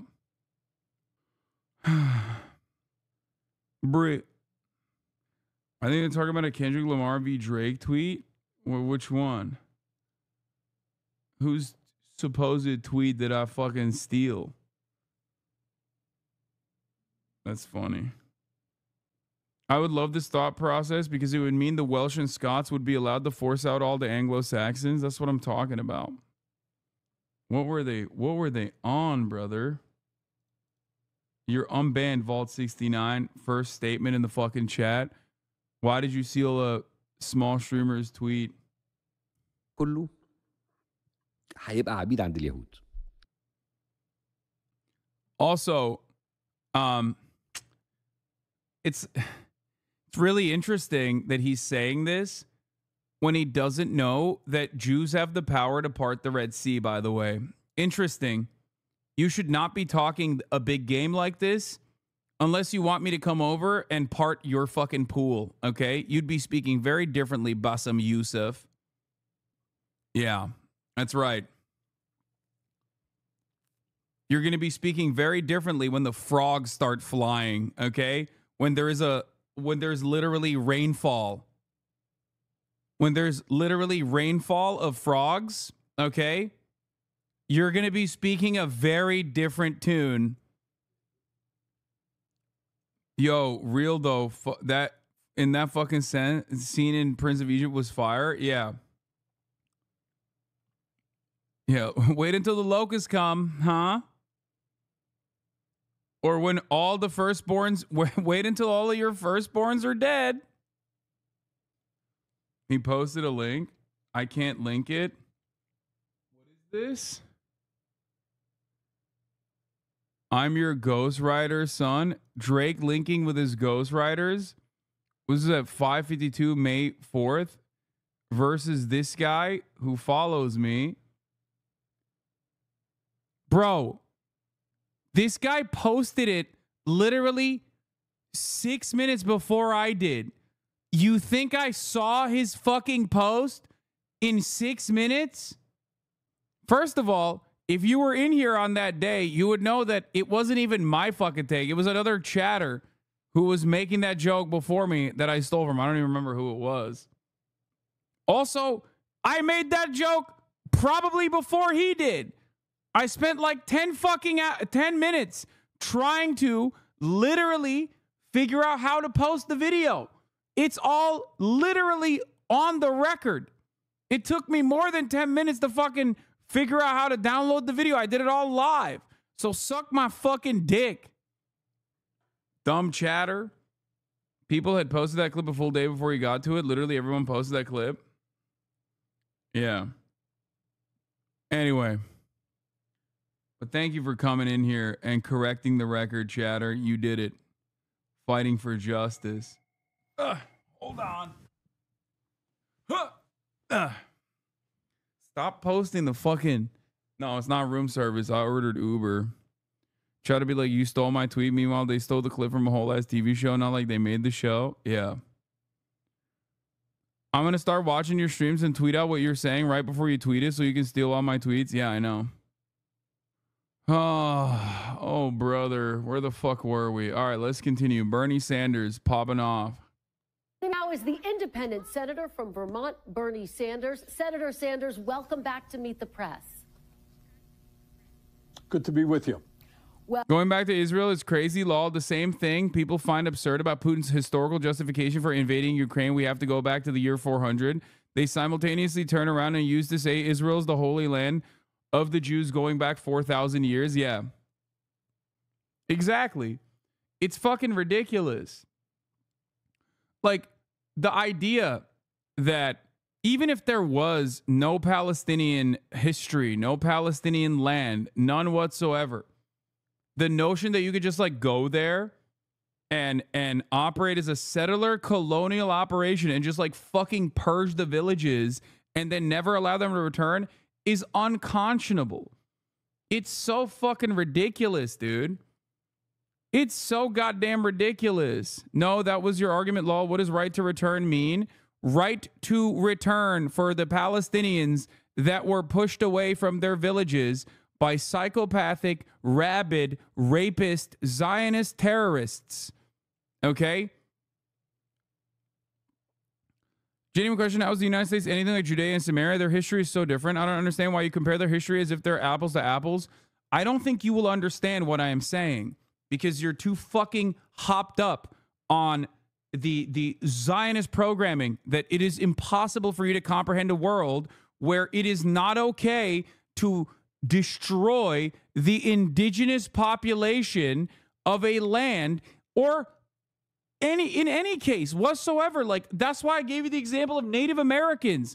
If Native American tribes somehow got fucking nukes and shit, okay, and were propped up by an infinitely more powerful force. It's not even a comparison that we can make because America is the hegemonic superpower. But if aliens came down and were like, yo, the Native American tribes are actually going to do mass genocide, permanent genocide of the first world, even then, there is a direct reason as to why. There's a direct reason as to why they would be able to do that, unlike the Israeli settlers, the early Zionists that weren't even Israeli at that point, okay, wiping out Palestinian villages that had nothing to do with them whatsoever. But even then, if Native Americans were armed to the fucking teeth by aliens, okay, in a way that is infinitely more powerful than America, it still would be unconscionable for them to go and like wipe out New York and push everybody away into Mexico or some shit, okay? Or push everyone into fucking Florida and then keep bombing them mercilessly and consistently. You're insane. The right to return for Palestinians is the right for them to go back to their fucking homes, man, to their villages, to be able to have full citizenship. It's not that complex. You are just dancing around the actual you're dancing around the actual issue because you personally don't want to fucking give them that, okay? That's it. Because demographic concerns. Ask Hamas to stop. Then, yeah, dude, in 1948, Hamas was definitely operational. You said right to return from land you were pushed off of, so that's what you are defining right to return as. But what I'm saying is, how do you reconcile the right to return of Jews, Kingdom of Israel's before any event you said? Brother, you are literally schizophrenic, okay? If you think that there is a valid comparison between 4,000 years of history and you are not hearing the words that are coming out of my mouth, I'm telling you, okay, let's not go 4,000 years in history. Let's go to like, I don't know, 300, 400 years back in history. If the Native Americans came in and killed all Americans, it would still be completely unimaginably cruel and would not be acceptable. Okay? What the fuck are you saying? Kingdom of Israel, right to return. Right to return for Jews only. No one else. That's you. That's what you sound like. You fucking dumb bitch. It's additionally stupid. It's additionally fucking stupid because you're literally talking about killing the people that literally stayed there. I didn't even say anything bad about you, Hassan. No disrespect. Man, I don't give a fuck if you personally disrespect me or not. Okay? You are disrespecting millions of fucking Palestinians by invoking that Jews have a right to return to Israel, and that actually encompasses a far more important right, that sovereignty allows Israel to do genocide to the Palestinian population over and over again. You're defending genocide. That is infinitely more disgusting than any number of different things you could say to me, okay? You can disrespect me all fucking day. I don't give a shit. What you are doing in an effort to defend genocide in the midst of an ethnic cleansing campaign is far more disrespectful than any number of different things you could say to me that is bad, okay? Oh, I wasn't actually personally offending you. I don't personally see that. I was just asking to clarify the position. If you argue indigenous people are right to a land that is intrinsic, well, how do we define who is indigenous? That's my question. Brother, I don't think you understand it. I don't think you understand what I'm saying at all. You literally, it's like this, okay? If I came to your house, okay, and killed you, and alongside with a bunch of other Native American people, okay, I just broke through your door and fucking massacred your whole family. You had to flee. I put you in basically an open air prison. I pushed you away from your fucking home. And then I turned around and said, listen, dog, people just fucking lived here before you. Sorry. You would be feeling some type of fucking way. You're like, what do you mean people used to live here? I lived here for hundreds of fucking years. This is the house that my parents lived in. The fuck are you talking about? The fuck are you talking about? You wouldn't go, well, technically, these people were indigenous 4,000 years ago. You would never make that argument. It's so fucking stupid. I agree with that, obviously. No, you fucking don't. Because the irony of what you are explaining is that if you go back 4,000 fucking years, the Palestinians that you understand as Palestinians, Muslims, Christians, and even some Palestinian Jews, as a matter of fact, that were there in 1948, and even before 1948, were like direct descendants of those who remained in Judea and Samaria. They were Jews originally, and then they converted. This is not a gotcha, man. Stop. Just shut the fuck up, please. I don't know why I'm trying to get I don't know why I'm trying to get this information over your dense fucking skull, because you will never understand that. Important to clarify, we're not even saying Jews aren't allowed to live on that land. They were living there before the Zionist project. The Israel people are allowed to live there, just not continue to uphold an apartheid state. Exactly. We appreciate your being here on a busy Sunday morning. I want to start with your reaction to that State Department. Look, now he moved on, and there was no violence for Jews. You only paint one side of history. Yes, dude. Except the Palestinians didn't do the Holocaust. The Palestinians didn't do the fucking pogroms. The Palestinians that are being killed since 1948, and even before then, had nothing to do with any of that shit. Okay? You can't just randomly turn around, move the goalposts, and decide that, like, no, we're going to kill these people because the Bible said so, because 4,000 years ago we used to live here. Except those people are literally direct descendants of the people that we're talking about, but it doesn't really matter. Fuck them. I want this land, and it's mine now. I mean, the Palestinian... Bro, I knew that this talking point was coming literally 8 steps ago. That's why I addressed it 12 minutes ago. Someone clip it. Someone send the clip to this fucking dumbass so we can watch it. I knew that you were going to make this talking point. I knew that you were... It's not that I have precog, okay? I know Hasbara. I know propaganda. I pre-debated the position that you literally were going to arrive at once we exhausted the other idiotic fucking position that you put forward. I pre-debated you and won! XD. I addressed the idiotic mufti talking point ahead of time because I knew you would inevitably, when you're like a little fucking debate, bro, instead of trying to find the truth, that's why you're a shit content creator. What do you mean you're the one who's trying to debate instead of finding the truth, you fucking dumbass? I gave you what the truth is, and I knew you were going to use that as a talking point. God damn, dude. You are such a fucking sad, pathetic fucking loser. Enjoy your genocidal apartheid regime, okay? Enjoy it. It will crumble before our fucking eyes because the contradictions are too heavy for it to keep self-sustaining. The moment is turning, bitch. The world recognizes. The world recognizes what is going on.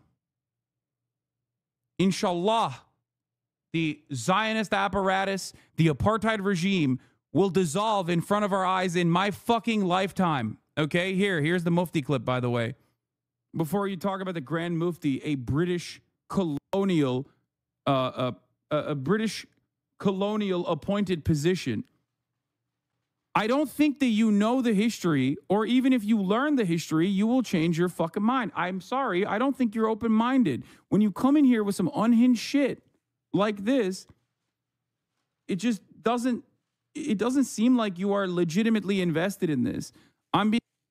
Before you talk about the Grand Mufti, no, earlier, before that, I mentioned instead of the Grand Mufti, which was an appointed position, I also talked about how 10,000 plus Palestinians died fighting against Nazi Germany.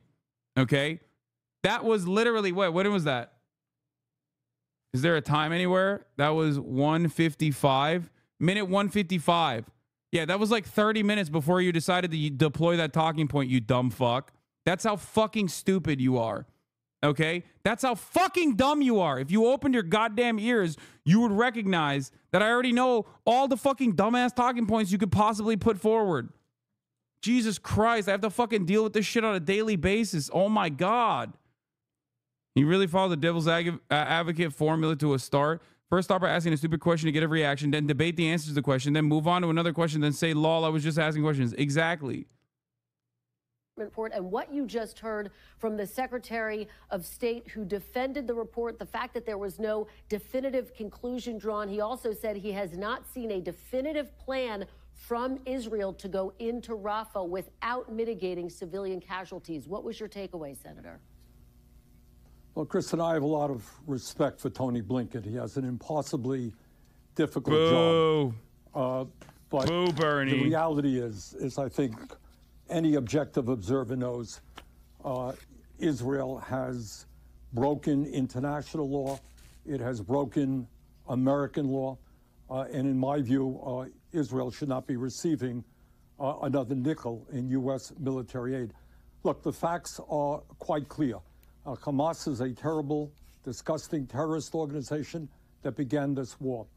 But what Israel has done over the last 7 months has not just gone to war against Hamas, it has gone to war against the entire Palestinian people, and the results have been absolutely catastrophic. I mean, Kristen, we're talking about not just 35,000 Palestinians dead and 77,000 wounded, 2/3 of whom are women and children. That is not the way you conduct a war in a civilized society to the degree that war is civilized. We're talking about 60% of the housing in Gaza having been destroyed. The civilian... I can't watch this, bro. I can't fucking watch this. It's just like, it breaks my fucking heart. Hamas started this war? Come on, dude. I'm skipping it. I can't listen to Bernie Sanders, dude. Do you expect them to praise Hamas? No, dumbass. I don't expect them to praise Hamas. Do I fucking sit around praising Hamas every day? Is that what I do here? Am I always like, I love Hamas so much, Al-Qassam Brigades for the win? Is that what I say? No. There's obviously a difference between praising Hamas and a difference between recognizing that Israel is an apartheid regime that set out a slow cooker that would inevitably yield violent resistance over the course of 75 fucking years. Okay? Do you not find that there is a little bit of daylight between those two? I'm just saying, give him a break. He's better than most. No, I expect him to be infinitely better than all. That's Bernie fucking Sanders. That's ridiculous. It breaks my goddamn heart to see such an important figure in American politics basically fucking hit the same exact goddamn liberal Zionist line that you hear from like a Democratic senator from fucking Maryland. You know what I mean? With a shit ton of funding from AIPAC. I still obviously will always have a lot of love for Bernie Sanders in my heart for everything he's done in advancing socialism in America in general. But this stuff is just like not something I can watch. It breaks my heart. Yes, of course I campaigned for Bernie. I maxed out the Bernie. I campaigned for him. And the reality is, like, all things considered, with the exception of this, and even on this issue, he's still far greater than the average American politician. I just expect more from him. I expect him to be truthful. Why do you expect so much from sock dems and dem socks? Okay, bro. Yes. I'm sorry that Bernie is not unconditionally offering support to Stalin or some shit. Or whatever your Jason Unruhe fan court has decided is actually the best way to talk about it.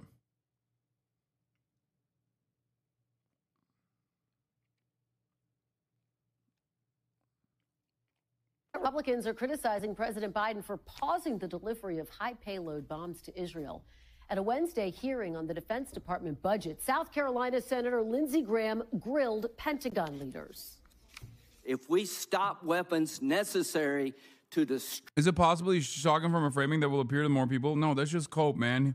This is who he is. This is what he believes on Israel. There's a reason why I haven't been watching a lot of Bernie Sanders stuff since October 7. His rhetoric on the matter went from worse to just like still pretty fucking bad.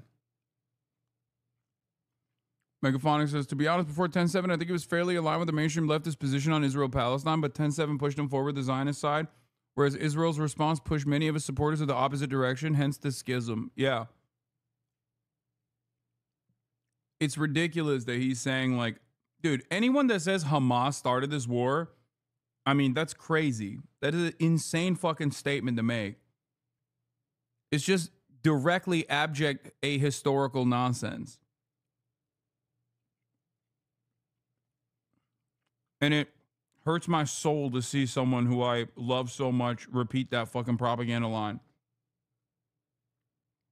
I expect more from Bernie Sanders. It just kills my confidence in him. The slaves in the antebellum South started the violent repression in the Nat Turner Rebellion. The Holocaust was started when a Warsaw Ghetto resistance forces comprised of Jews decided to break out. Those would be ridiculous things to say. It's really so fucked to argue that stance when you frame it in relation to any other historical equivalent. Yeah, it is. Because, and that's precisely the way I'm doing that. Anyway, you're about to see some insane shit from Lindsey Graham, who is, I mean, just an overall nutter, okay?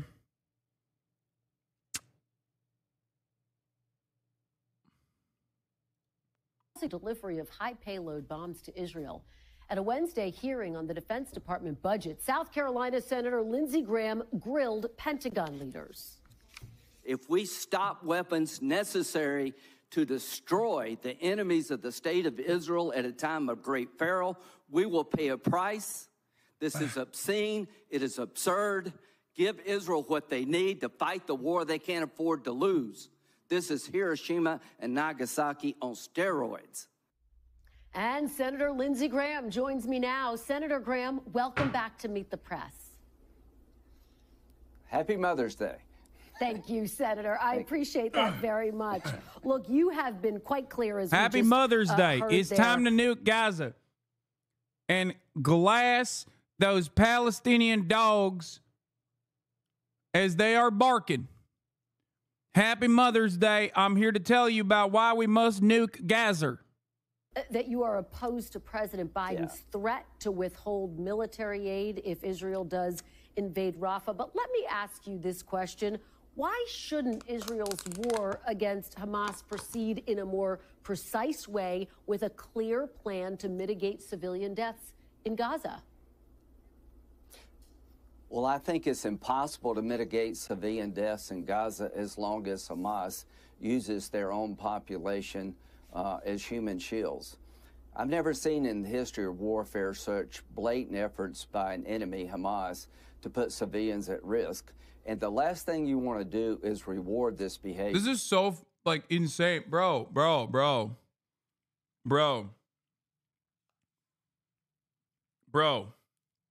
The only reason why this is even a conversation is because Israel is killing civilians. That's it. Like, that's the only reason why this is even a point of contention. Because no other force throughout history, well, with the exception of some, at least in contemporary history, has been so fucking ruthless upon a civilian population.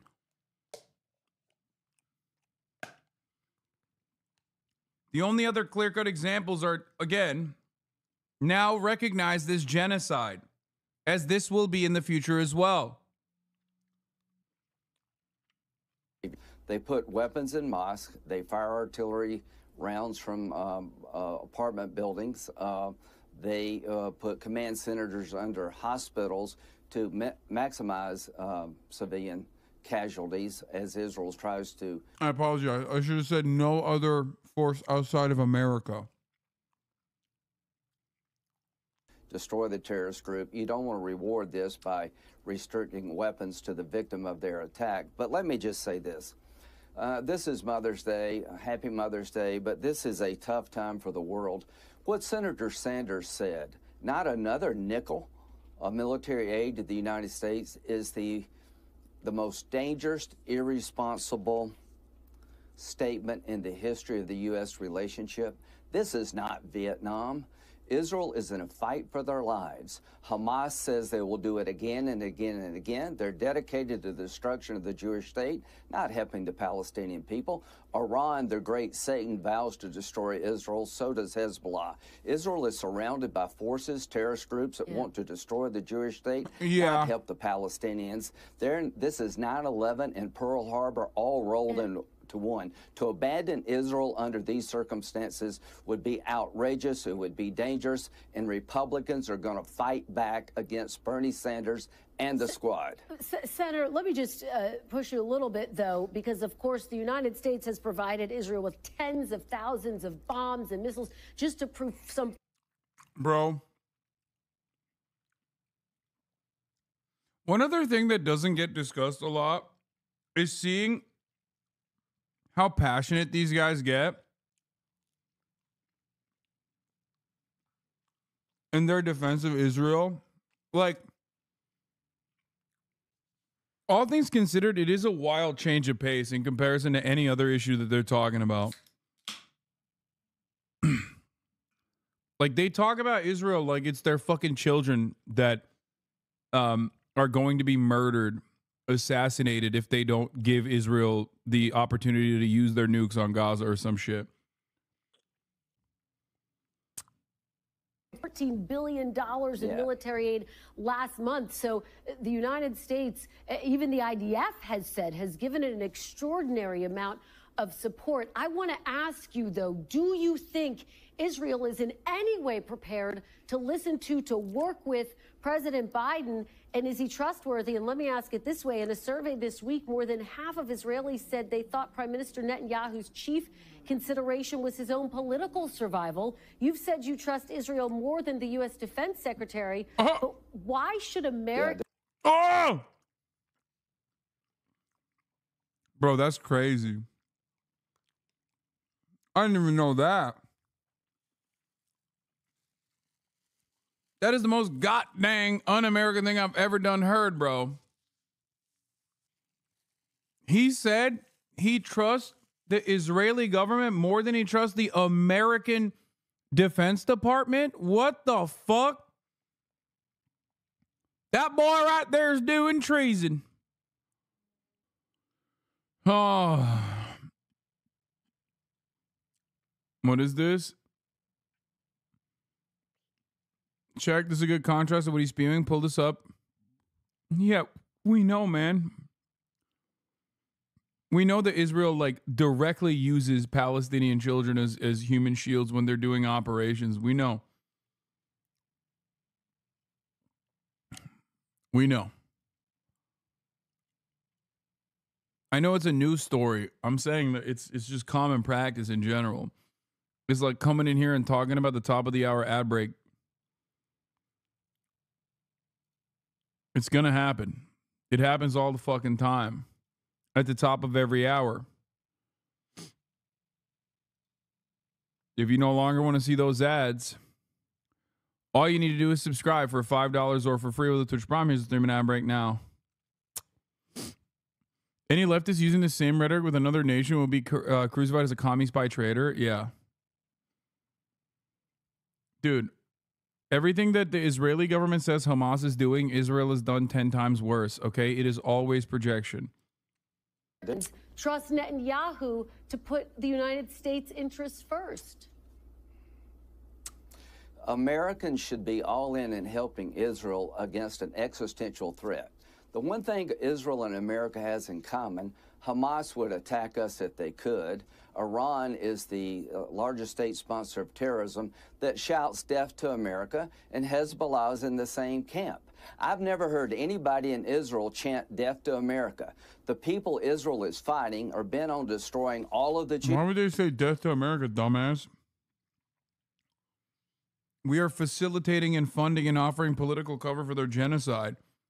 Take their toys away a little bit and you'll hear them fucking screaming some other shit.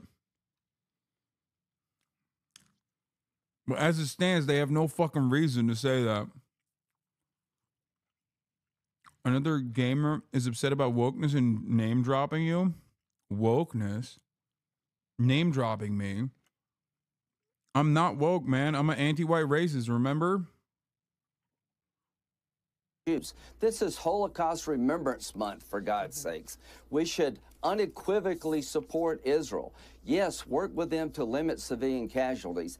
They want to do that. I know they do. They have a whole battalion dedicated to that. But I know they do. They told me. They told me they do. They said Prinky promised, Lindsay.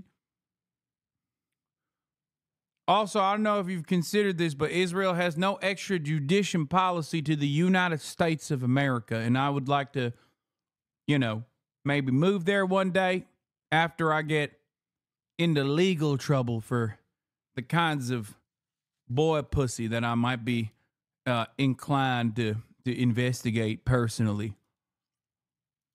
Yeah, you're talking about all the genocide, but you haven't thought about how I might be inclined to move down to Israel later in my life, in my yonder years, as it has no jurisdiction. It has no extrajudicial or no policy of sending people back to the United States of America. Withholding weapons to Israel is rewarding the tactics of Hamas to put civilians at risk. Here's my statement to the administration. Sit down with Israel, keep the weapons flowing, and work out a plan, if you can, that gets us all to where we need to be. I talked with Israel this morning. They are discussing with the Biden administration a way forward. I am somewhat hopeful we can jump over this impasse, but do not let Bernie Sanders run this war. Bernie Sanders and the squad are insane when it comes to how to defend Israel. He just said on national television, cut off every nickel of military aid to the Jewish state who's being threatened with oblivion. Shut these people down. This decision was political. He's trying to appease the radical left Biden is. Senator, just to be clear, the administration's position is not to cut off every nickel. And I guess the question is, why does Israel need the most massive bombs that can potentially level an entire block in order to wage this war? Why can't it be more precise? Listen, here's what I would say about fighting an enemy who wants to kill you and your family. Why did we drop 2 bombs, nuclear bombs, on Hiroshima and Nagasaki to end a war that we couldn't afford to lose? You don't understand, apparently, what Israel is facing. They're facing... Bro said, Israel's facing the Imperial Japanese forces. Bro, that's a whole ass state. A whole ass state that was doing colonial violence. And even then, we did not have to fucking nuke Hiroshima nor Nagasaki, as a matter of fact. The idea that you would point to that to be like, yeah, and that's why Israel has the right to nuke Gaza is, I don't even know how to address this at that point. Like, what are you saying? This is Pearl Harbor and 9/11 all wrapped up into one for Israel. I guess the only reason why Israel hasn't nuked Gaza is because, like, they're far too close. You know what I mean? The nuclear fallout would also hurt Israel too. So once you start seeing Israeli citizens leave the Gaza envelope, once they find like a safe distance, if you start watching Israeli citizens inside of the 67 boundaries move further and further away from the Gaza Strip, know that they're about to use a tactical nuke or some shit. Even though, why should they use a nuke? They've literally deployed multiple atomic bombs worth of munitions at this point. 3 groups. Iran, who has received $80 billion in aid. When Trump left office, they were exporting 300 barrels of oil a day. Now they're at 1.3 million a day. They've been enriched by Biden. They're taking that money to kill. Why is Iran under such severe sanctions but still operating in the way that it does? I wonder if there was like a fucking unilateral deal that we put together that took over like 12 years to put together, and of course famously was signed off on by obviously a black president, and therefore that was unconscionable, and therefore it must be cast aside. That's what Trump did. You have Trump to thank for on that front. All the Jews. So when we were faced with destruction as a nation after Pearl Harbor, fighting the Germans and the Japanese, we decided to end the war by bombing Hiroshima and Nagasaki with nuclear weapons. That was the right decision. Give Israel the bombs they need to end the war they can't afford to lose, and work with them to minimize casualties. Senator, that military officials would argue that there has been so much technology since those bombs were dropped that for that very reason, that is why Israel and other developed countries can be more precise. But let me ask it this way, because President Biden is not the first president. That's all you got for that? He just said nuke Gaza. She said, why would we have to nuke Gaza when Israel has more conventional weapons that it can use for more precise targeting?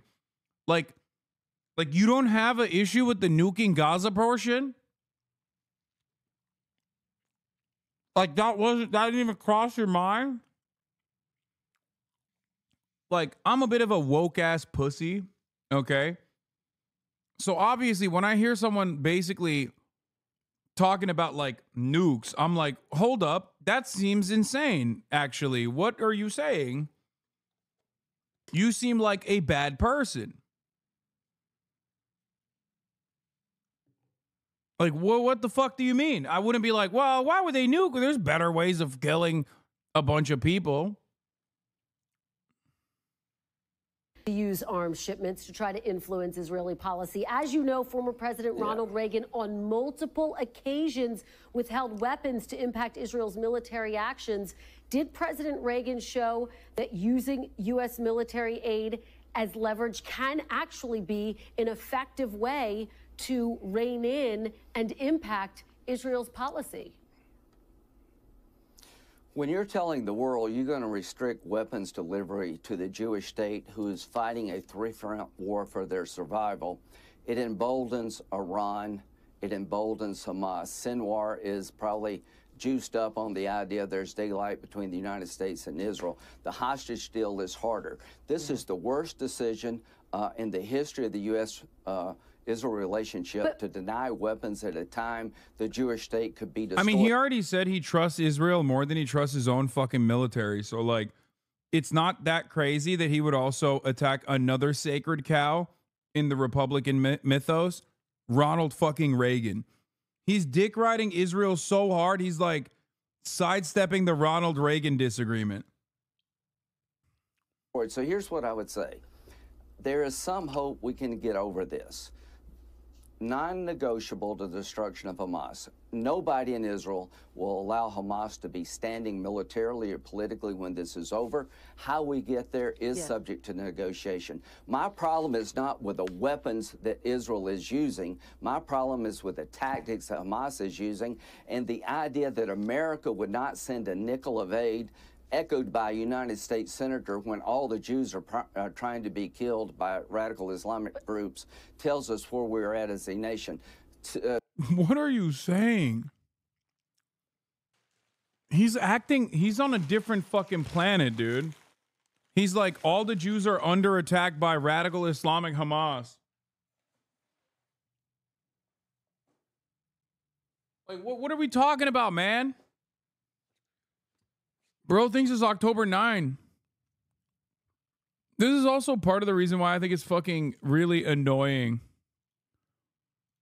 when Bernie Sanders doesn't come out stronger and like even engages in some like ahistorical bullshit when talking about Israel.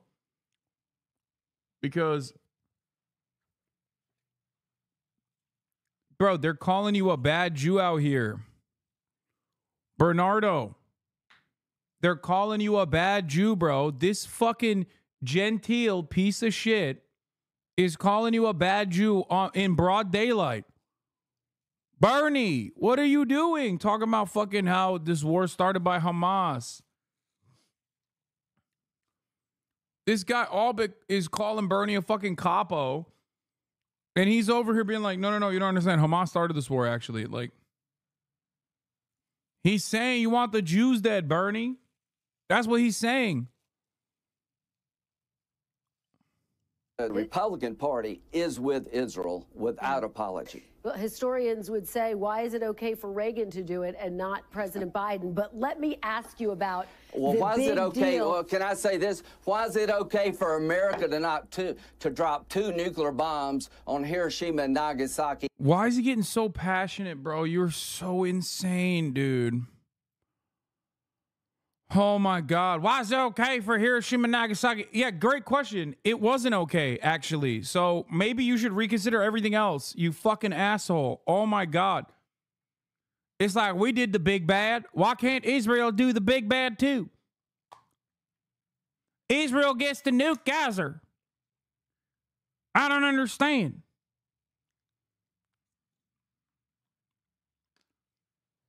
We did a genocide of the Native Americans. Okay, we killed them Indians. All right. Israel gets to do that to the Palestinian Indians. Excuse me.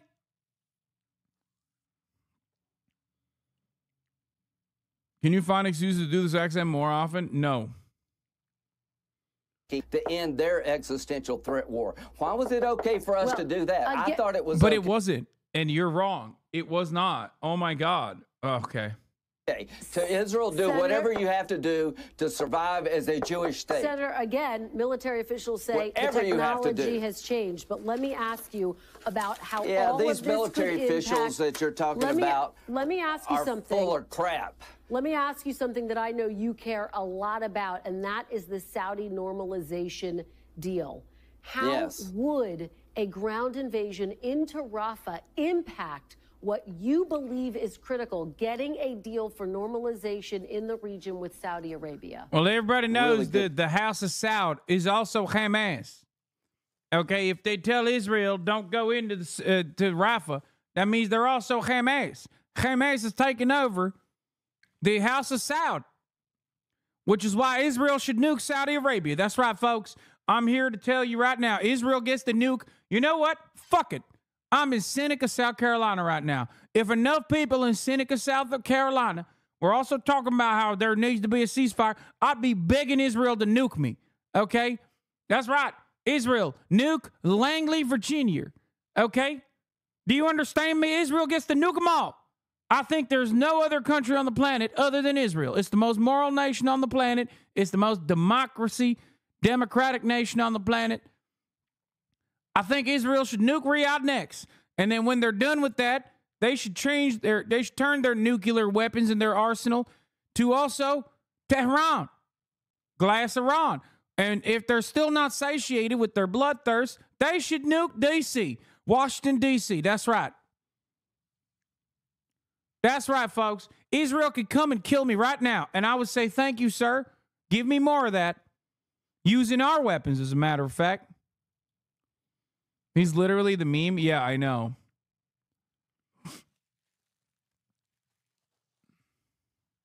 Holden Blood Feast is just straight up a real thing. Please, dear God, I want you to nuke me so bad. This is what I care about. South Carolina is one of the poorest states, okay? South Carolina, massive healthcare problems, healthcare complications. Do you think I give a fuck? Absolutely not. Kill all the poor. Okay? Especially the black ones. You understand me? I don't give a shit. I don't give a shit about the poor. You know what I do give a shit about? Israel. Okay? Israel now, Israel forever. Cham Israel Chai. That's right. I learned that. Them Jews were saying that earlier. I've been repeating it nonstop. Am Israel Chai. I say. I heard it. They were saying it. I started repeating it. I've been saying it nonstop. As a Jew, I have to give you mad respect on that. You really hit it, bro. Hell yeah, dude. Lindsay would never be able to hit that though. You got a little lost in that one. If you think I've lost it, then you weren't paying attention. It's just, it is kind of in a funny way. Who taught you Am Israel Chai? That's secret Jewish knowledge. No, it's not. Honestly, the more this continues, the more you hear how fucking unhinged these Republicans are. It is sadly not secret Jewish knowledge. Yeah. You can thank the Zionists for that, by the way. They say it all the fucking time. Oh my God. Not a day goes by. It's usually sandwiched between we are the victims and the Palestinians are fucking dogs. That's why even Lindsey Jebediah Graham would know the secret Jewish scrolls, the ancient tomes. Am Israel Chai, I'm telling you. Question. Number one, I want to keep pursuing this because you asked Tony a good question. What happens the day after? To my friends in Israel, what happens the day after? To Tony, what happens the day after? I want the Arab world, the UAE and Saudi Arabia, to come in and give the Palestinian people hope once we destroy Hamas. I want normalization between Saudi Arabia and Israel, and that's the worst nightmare for Iran. That's why October 7th, I think, happened. Here's what's happening. When you deny weapons, Israel weapons, the Saudis are beginning to wonder, are we a good ally? Should I sign up to this? Will they turn on me if I get in a conflict? So I think the biggest threat to the deal is to use Rafah invasion. My dad's a Zionist. He isn't a Jew, but me, my sisters, and my mom are. And he's literally the only Zionist. Says a lot. Yep. I mean, you just described America right there. The most rabid Zionists in this country, the most rabid Zionists in this country are not Zionist Jews, okay? I mean, some of them are rabid. Like, let's be real. Obviously, you see them fucking rocking JDL shit. You see them rocking the Kahana stuff. Obviously, those guys are like super extreme. But the most rabid and the most important political group, the most important group with outsized political power are evangelical Protestant Zionists, okay? They are insane. That's why you hear the likes of Mike Johnson. Okay, Rabbi Shmuley, fine. Like, yes, there are examples of rabid Zionist Jews as well. I'm telling you, though, the largest group of individuals in this country that are the most actively dick-riding Israel are not Zionist Jews. They are Zionist Christians. Jews are the most rabid Zionists. This is not fucking true. You, my friend, have never met an evangelical. With a name like Ozzy Warrior, I suspect that you have personally never met a psychopathic Southern Christian from a televangelist church. Hold on. The deal is a negotiating tool to back Israel off. I am still going to pursue the deal. I hope we can get this issue with the weapons transfers behind us, and we can get back on setting the conditions where we can normalize between Saudi Arabia and Israel, and as part of that, have a new Palestinian opportunity where they'll have a better life, where the Arabs help them rebuild Gaza and the West Bank with a new governing structure. I'm not giving up on that.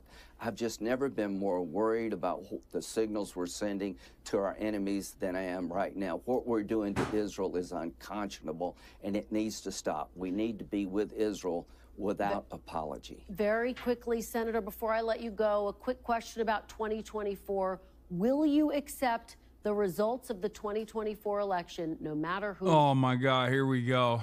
wins? Bullshit. Yeah, I'll accept it. I think, if there's no massive cheating, I accepted 2020.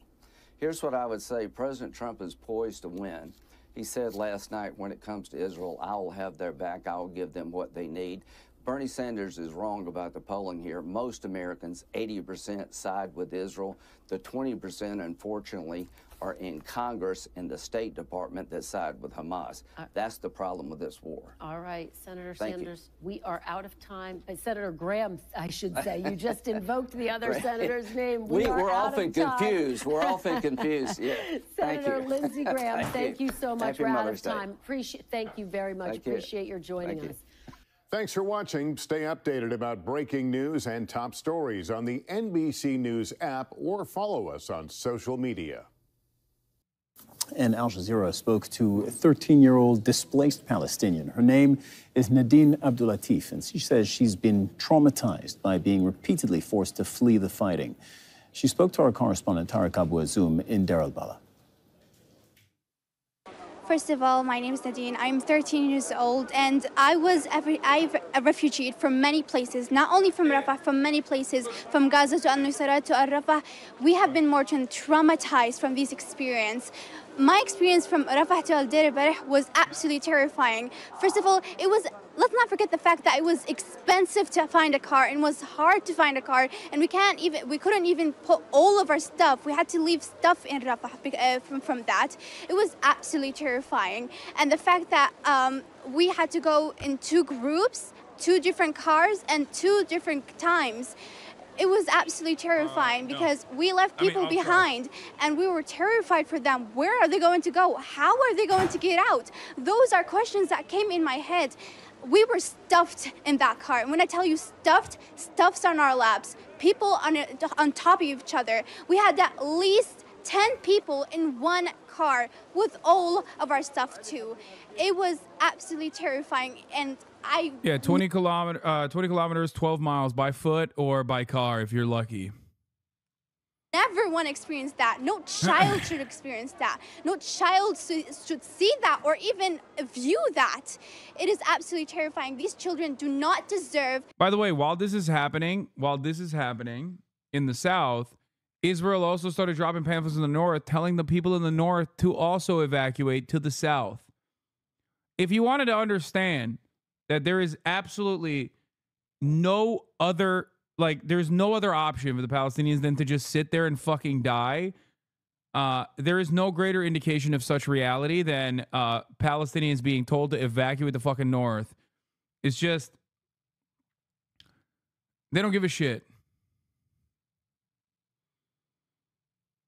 We've seen this before. It's a death march. It's Armenian genocide. It's Manifest Destiny. It's Trail of Tears. It's unconscionable. Being told to walk 18 to 25 kilometers on 220 calories per day average. Yeah. The Midnight Vigil, I covered the CNN article, my friend. The Sideh Tayman article. To live like this.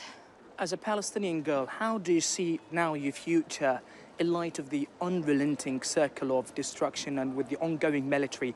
So the people questioning why she speaks English, Gazans are highly educated per capita. Palestinians in both Gaza and in the West Bank have a higher percentage of BAs, college education, than Israel. Literally, they're some of the most highly educated people on the planet. Yeah, the literacy rate is incredibly high. Having said that, English speaking is not that high. I think it's like 17% or something that speaks English in Gaza. But yeah. Offensive on the territory. If this keeps going on, they're going to keep killing their future. And you know what their future is? Is our children. It's us. We're the world's future. Every child is the world's future. And you're killing millions and yet thousands of children. You're killing your future. You're destroying your future. You're destroying your life. These children don't deserve this. I do not see a future in Palestine if this keeps going on. And this indeed, and yes, indeed, has to stop. We have asked so many times for a ceasefire. Bro, she's 13, by the way. I just want to point that out. She's 13 years old, bro. Think about what you were doing when you were 13. Isn't this the same girl? I'm always sick. I don't know. I don't know. Is it Nadine Abdul Taif? Is she the same girl? I don't know. Yeah, again, the odd one out. The occupation comes out. Oh my God, this is when she was 10. I can't do anything. You see all of this. What do you expect me to do? fix it? I'm only 10. I can't even do anything this morning. There you go. That was, you know, that was 3 years ago. This is her life, bro. That was when she was 10. I just want to be a doctor or anything to help my people. I can't. I'm just a kid. I don't even know what to do. I get scared, but not really that much. I do anything for my people, but I don't know what to do. I'm just 10. But I don't get it. This is from... Wait, so you're saying it didn't start on October 7th? I don't get it. This is 3 years ago. The math doesn't add up. Does that mean that she's standing in front of rubble 3 years ago?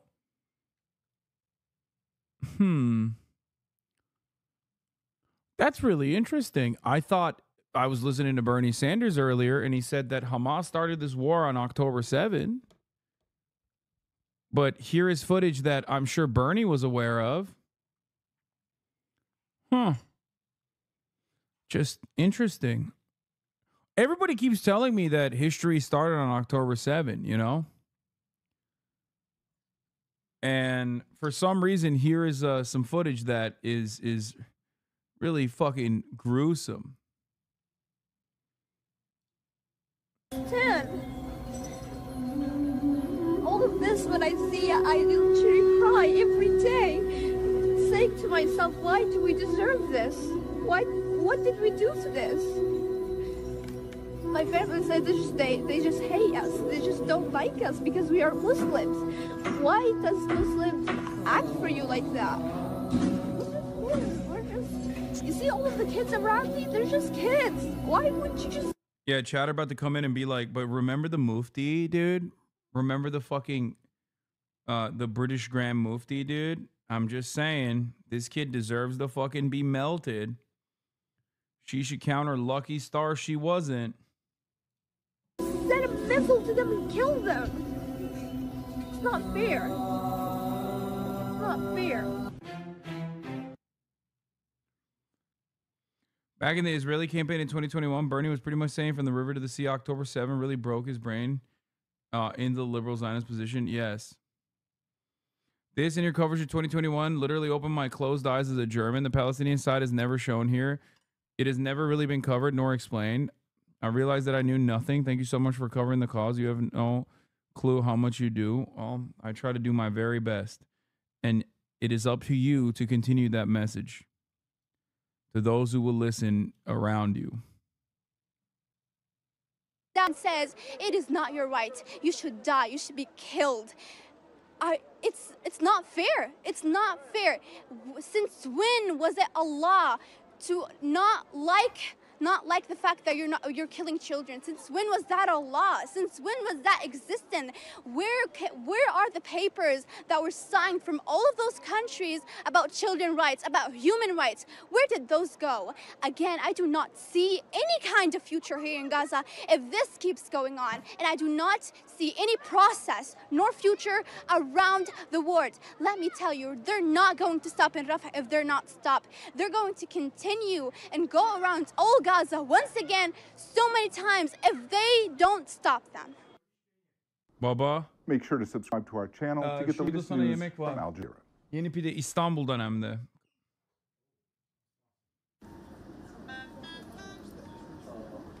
After this,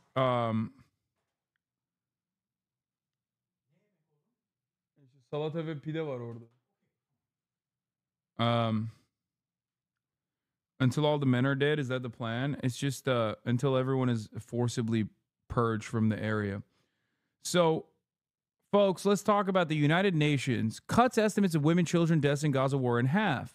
This, of course, is a very deceptive, dare I say, genocide-denying article title by the United States of America today. And, of course, you know, it's, I guess, unsurprising if you know a thing or two about the way they operate in American media. Is a child actor, brother? How the hell does she know American? Okay, dude, come on. At least put a fucking sarcasm or a hoggers or something next to your obviously sarcastic statements so that people can understand. And when you actually read the article, a very different reality is shown. But of course, that doesn't stop people from pushing, like Joe Scarborough, stop people from pushing this fucking bullshit. UNHAV's estimates from women and children killed in Gaza, apparently the Hamas figures repeatedly cited are false. Someone said that article to me and said, I called your numbers were wrong. I responded, you might want to check your morality when you think that 10,000 civilians is a own or a gotcha. Yeah, exactly. It is ridiculous when people are like, see, it's only 8,000 children that were fucking murdered. You know who does that? Nazis. Imagine if they did that for the Holocaust. No, they literally do that for the Holocaust. Nazis do. It is literally one of the first steps of genocide denial. What you think? Like, what do you think Nazis talk about? Nick Fuentes talking about like 6 million cookies in ovens. It's impossible to bake that many cookies. Like, what do you think he's talking about? It's calling into question the number of Jews killed in the Holocaust. That's what that is.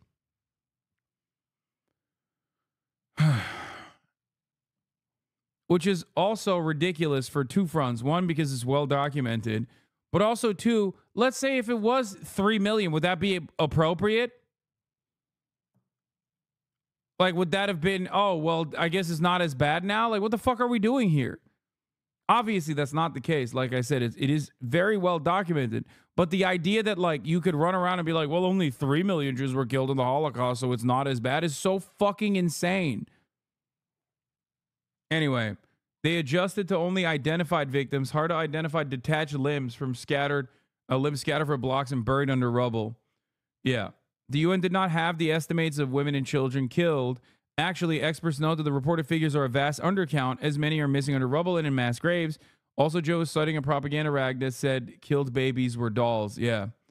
That was really funny when Jerusalem Post did come out with that article. Remember that? I don't want to show you the footage, but Tal Hagen's on it. Update. A similar issue has arisen with an incorrect assessment of the recent Gaza casualty figures as reported by OCHA, OPT, Office, the UN Office of Coordination of the Humanitarian Affairs in the Occupied Palestinian Territories. OCHA didn't report a dramatic decrease in the casualty figures of women and children. It just now only reports identified victims. Here is the explanation. Palestinians' reported fatalities include 34,735 numbers, which is 9,500 women. Hold on, I got to zoom in. My eyes are bad. 9,500 women, 14,500 children. Okay? And by the way, I want to note once again that is also an undercount. Very likely an undercount, given the fact that the entire healthcare infrastructure and the reporting facilities for such things is completely destroyed by Israel. It's just, it makes it much harder to report adequately on these figures because Israel deliberately destroyed that shit so that they could call into question the numbers when they want to deploy some kind of fucking disgusting Hasbara. Okay? The cumulative as of 8th of May is 34,844 reported fatalities, which include identified, like directly identified as 24,686 identified as of April 30th, with the numbers of 40% men, 20% women, 8% elderly, and 32% children. Not including more than 10,000 reported missing or under the rubble. So the only thing that they changed in their coverage wasn't that they decreased the death toll. They just haven't been able to identify all of the dead. The keyword difference here is reported versus identified.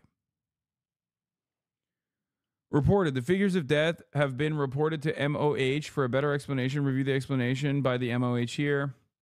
Identified. Several parameters need to be met to be considered identified according to the Gaza Ministry of Health. Whether you trust the figures presented by the Gaza Ministry of Health or not, it's important to correctly understand understand what's being reported. Frogan is a terrorist? Thanks, man. I don't know why you thought that you could come in here and say some fucking unhinged, gross, freakish bullshit. When you say stuff like that, all you do is basically report on yourself that you are a monstrous piece of shit. It's so sad. And in 2024, in the United States of America, people just like feel so comfortable being able to say insane shit like this.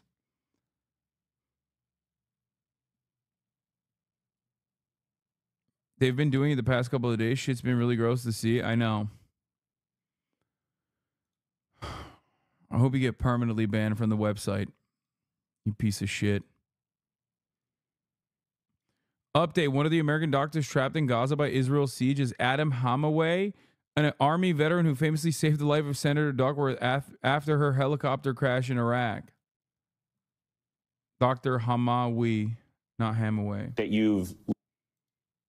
Hamawi, you know, a similar question to you. You've certainly had the chance to see combat in Iraq and operate in Iraq. It's something that none of us probably have ever experienced. How does what you are seeing now in the conditions that you are operating in compare to other war zones that you've lived through?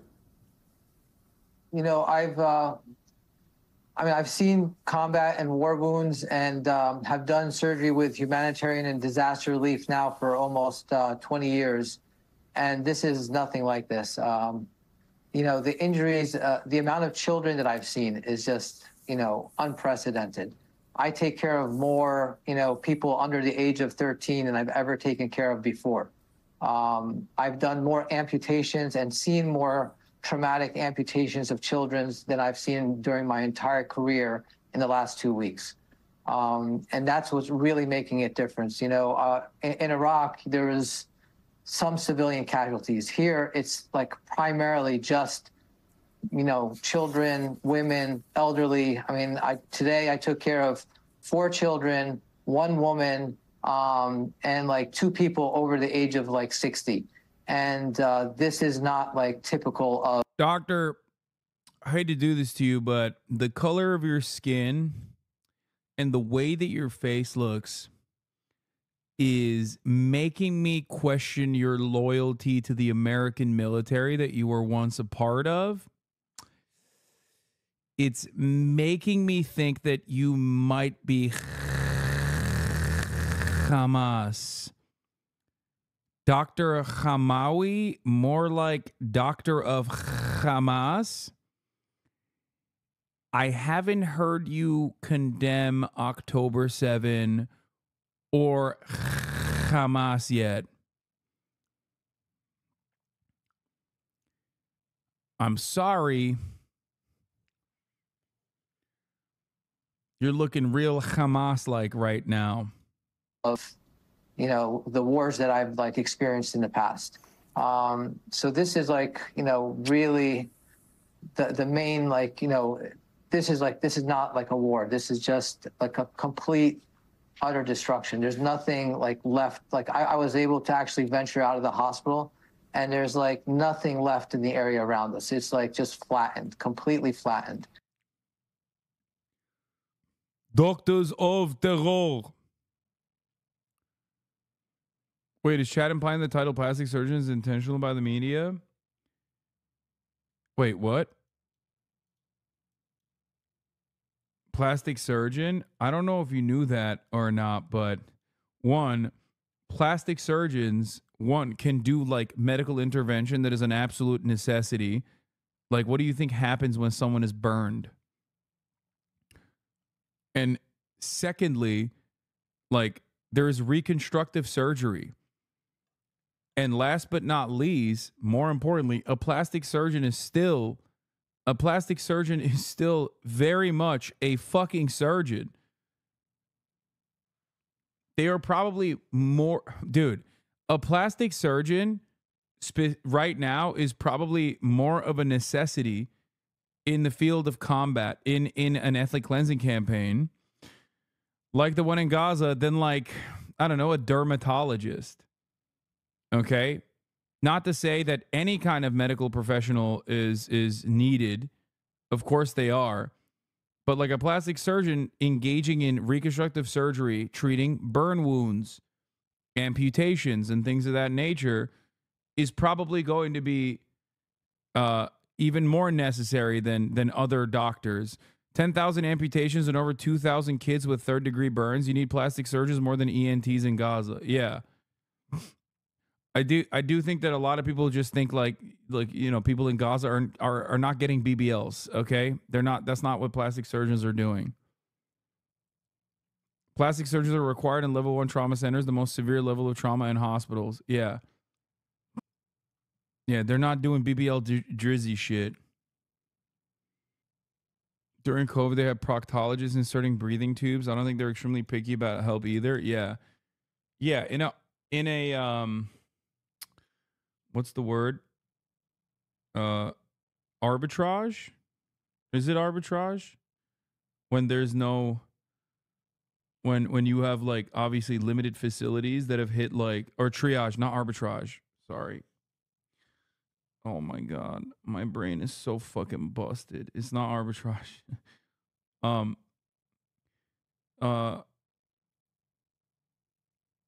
Triage. Triage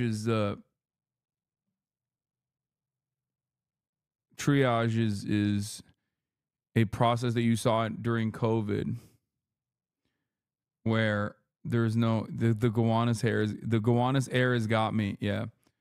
Triage is what you saw in COVID when there's not enough doctors, there's not enough healthcare facilities. Doctors have to make tough choices. Triage is a form of arbitrage, technically, but I mean the proper word there is an arbitrage. Anyway, Kaneko said UN teams in Gaza have been unable to independently verify the figures because of the prevailing situation on the ground and the sheer number of fatalities. For this reason, all figures used by the UN clearly cite the Ministry of Health in Gaza as the same source. The UN will verify these figures to the extent possible when conditions permit. The revised estimates were first reported by the Jerusalem Post. After expressing initial skepticism last year about the accuracy of figures provided by Hamas, President Joe Biden in recent months started to cite death figures from the Gaza Ministry of Health, including during his March State of the Union address in Congress. Israeli officials have long disputed the death figures reported by Hamas, including the share of women and children killed during the war, except no, they don't. They use those figures as well. That's fucking bullshit. They dispute it while simultaneously using it. A critical review of the Gaza and MOH casualty numbers? The fuck? Deleted. Thanks, Farhan. There's some reporting that's come out that says, quote, the UN has halved the number of casualties. Halved, yes.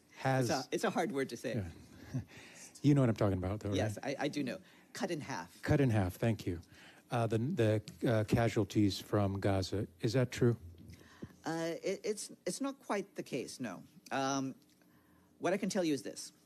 The overall number of fatalities that's been tallied by the Ministry of Health in Gaza, which is our counterpart on dealing with the death tolls, that number remains unchanged, and it's at more than 35,000 people since October 7th. What's changed is the Ministry of Health in Gaza has updated the breakdown of fatalities for whom full details have been documented. So what they recently published was that they gave figures for 24,686 out of 34,622 overall fatalities recorded in Gaza. And those 24,686 people are the ones for whom full details have been documented. In other words, people who have been fully identified. Out of that smaller number, that subset of identified bodies, you have 7,797 children, 4,959 women, 1,924 elderly, and 10,006 men. Yeah, it doesn't really matter because the reality is these guys do it all the time. They do the same exact fucking thing. Can you move the taskbar? No, I can't. It's not something that I put up there. It's just from the video.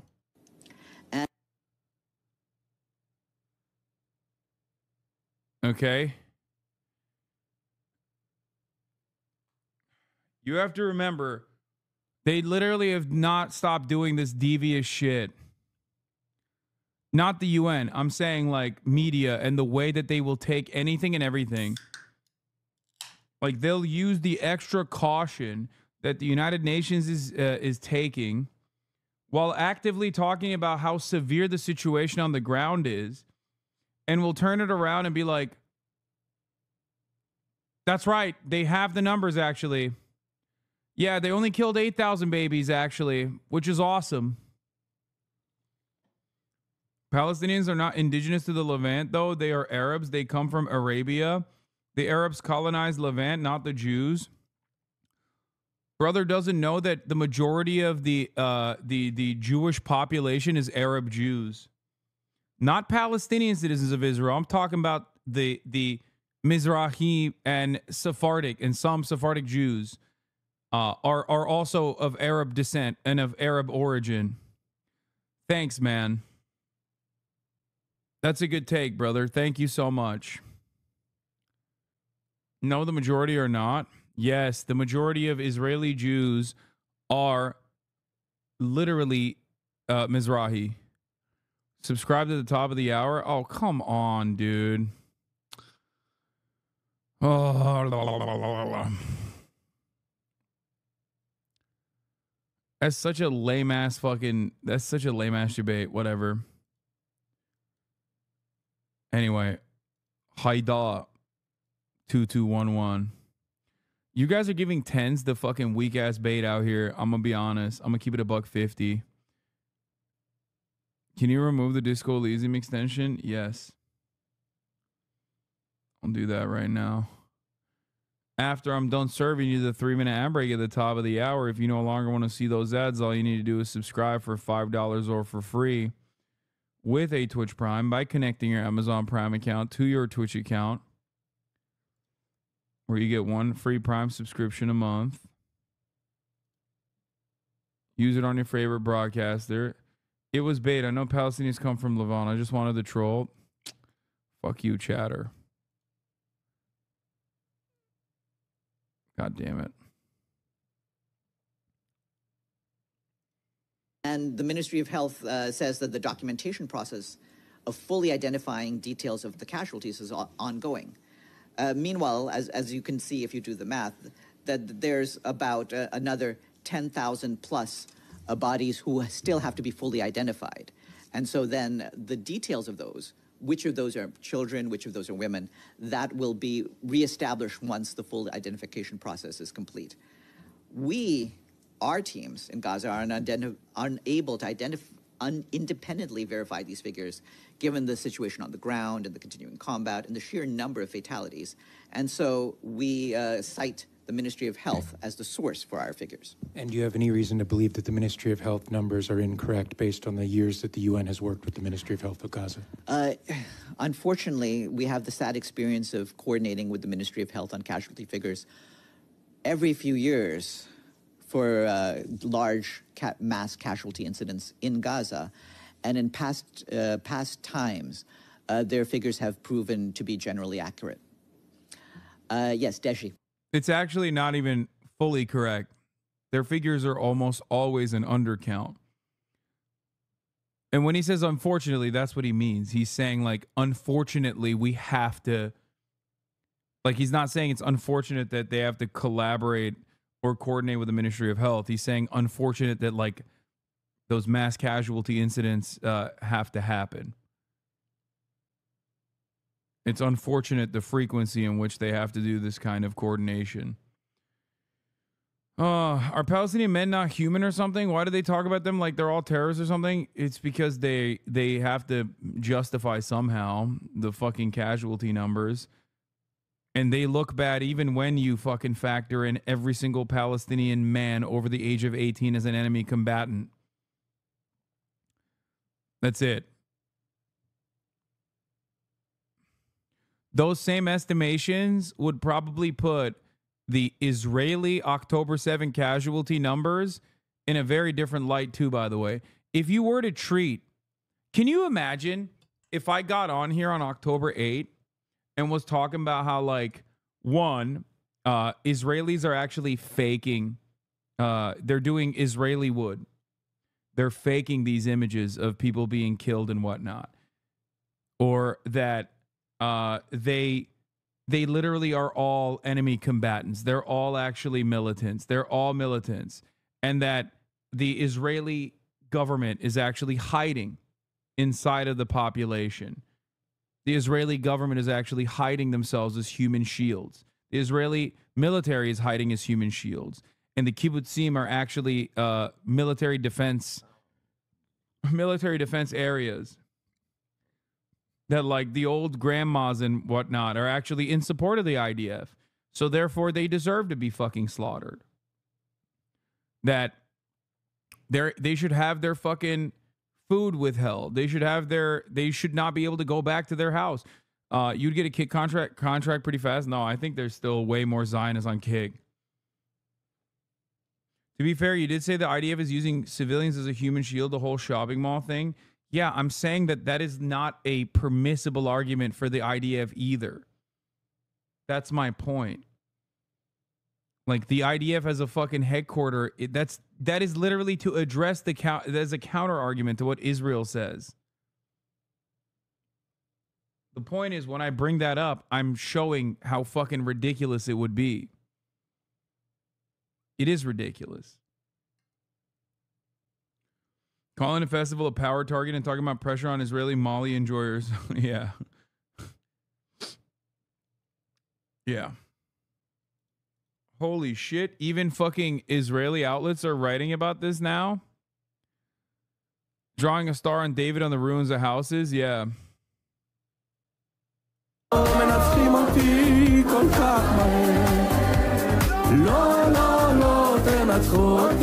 Wait, he forgot to finish the 88. They forgot to finish the 88.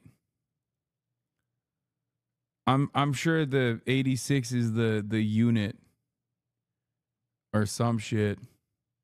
I'm making a joke saying, like, you know, they were trying to write the 88 Nazi shit.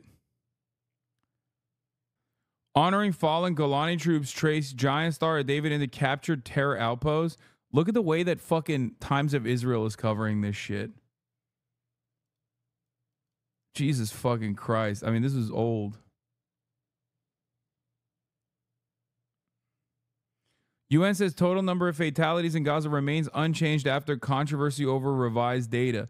Yeah, even the New York Times, even CNN is like talking about this shit. Also, here's a U.S. Army intel officer resigning over U.S. Gaza war policy and support for Israel. An Army intelligence officer resigned in an act of protest over what he called nearly unqualified U.S. support for Israel, according to a resignation letter posted on LinkedIn.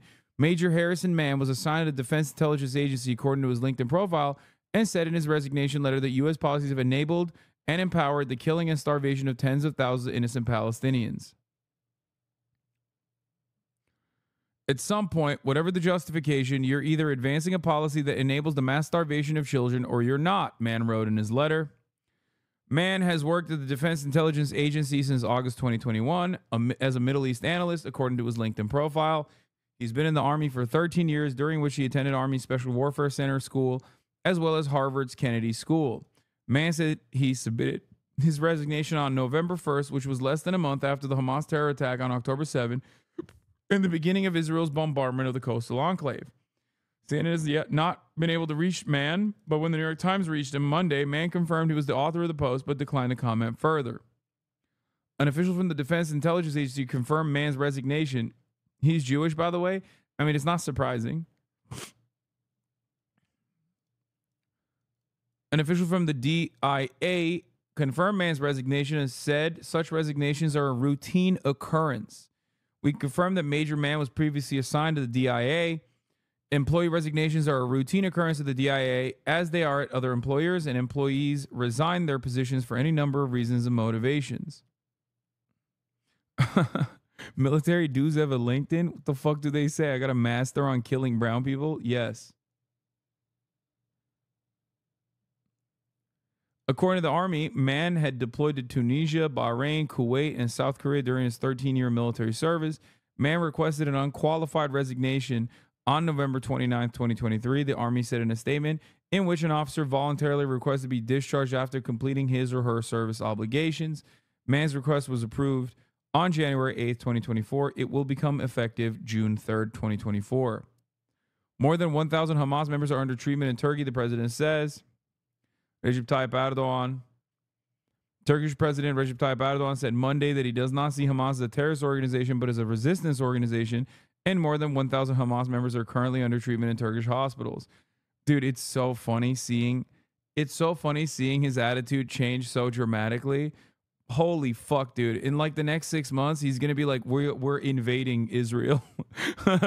If this shit keeps up, he's going to be like, 1 minute, we are invading Israel.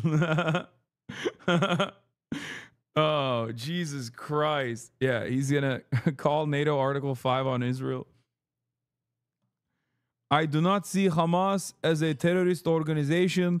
On the contrary, Hamas is a resistance organization whose lands have been occupied since 1947 and the occupation. They have protected their lands. They are a resistance organization struggling to protect those places, Erdogan added, according to the Turkish state news agency Anadolu. Yeah, bro, this guy is giving a better response to election outcomes than Joe Biden right now. Like in his like 30-year reign, he saw one fucking election go in a way where it was like genuinely damaging, and he's like, yo, fuck this Israel shit, dog. What was I thinking? Amerika'dan para gelir diye beklerken yaptığı açıklamaya bak. Yaprağı yedik. Aynen. He still does trade? No. By way of Azerbaijan, I suspect he is continuing the trade with Israel, of course. It is also interesting because Turkey's in dire circumstances with its economy. So we'll see what happens. We'll see what happens with like Western support. Germany, oh, dude, it's Jover. Remember what I said a couple of weeks ago? I was like, bro, if Germany starts saying Israel needs to cut it out, that's how you know shit has really hit the fan. Oh, my Lord, bro, Germany? Bro.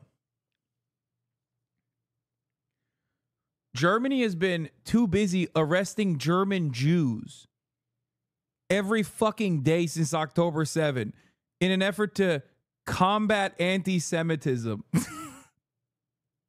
Okay? That Germany?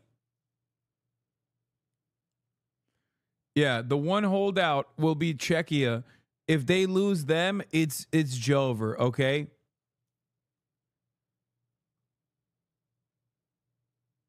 Ultra rare German little W? No, I don't believe this at all.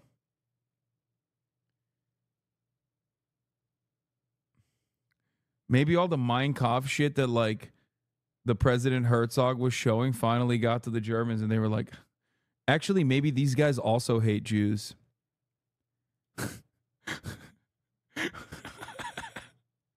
Germany was like, wait a minute, they're reading our books over there.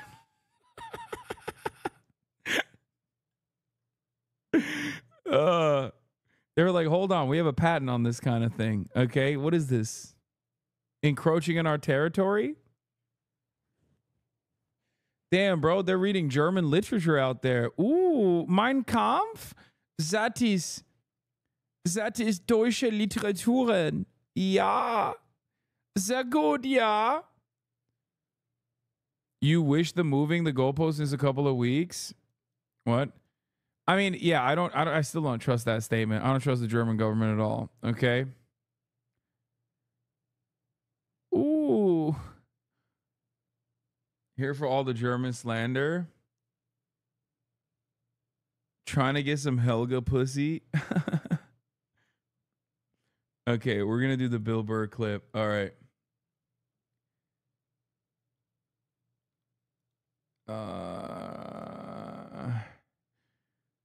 Not looking too good. Trump leads in 5 key states as young and non-white voters express discontent with Biden. Will that change his attitude at all? Fuck no.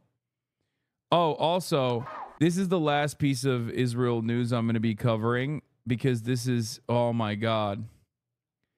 Guys, a lot of you think that the real victims of Israel's genocidal actions are like the Palestinian children, women, men, right? Like Palestinian hospitals.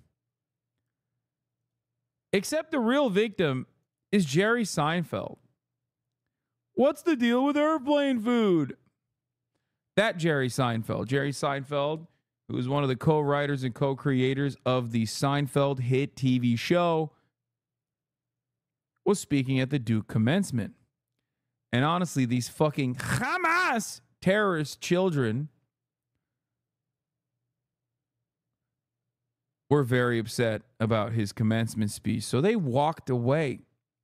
And let me tell you, some things are truly unacceptable. Israel kills 34,000 Palestinians. I sleep. Actually, I don't sleep. I'm wide awake. I'm saying that's great. Please kill more. Nuke Gaza. Okay? The worst American comedian with like an undeserved platform who rode the coattails of much funnier comedy writers like Laryl David come out at the Duke commencement, and the students understandably get peeved by that thing because, you know, he is a unconditional dick rider of Israel, and also his wife, not 1738, Seinfeld, his current wife, gave $5,000 so that they could build a fucking podium next to the UCLA encampment. That Seinfeld was speaking at the Duke commencement, and students walked away. Oh, I'm sure he is going to ride this so much. Tensions reaching a breaking point at college campuses nationwide, with graduation ceremonies becoming the latest flashpoint for ongoing anti-war protests. Over the Why weekend, does 1738 sound like a dog whistle? 1738. I'm like, hey, what's up? Hello. Jerry Seinfeld dated a 17-year-old when he was 38. He was on the cover of magazines. Their weird relationship. and dozens of Duke University students staging a walkout as comedian Jerry Seinfeld began his commencement speech. I grew up a Jewish boy from New York. That is a privilege if you want to be a comedian. After Hamas attacked Israel on October 7th, Seinfeld posted on Instagram, "I will always stand with Israel and the Jewish people," and visited the country back in December to show his support. Duke University. Bro, really? I mean, he's wearing a fucking IDF dog tag, brother. Come on now. I want people to understand something, okay? It doesn't matter what part of the conflict you stand on. That is no different, if not worse, than wearing a fucking Al-Qassam Brigade headband. To me, where I'm standing, wearing an IDF dog tag is literally worse than wearing an Al-Qassam Brigade headband, okay?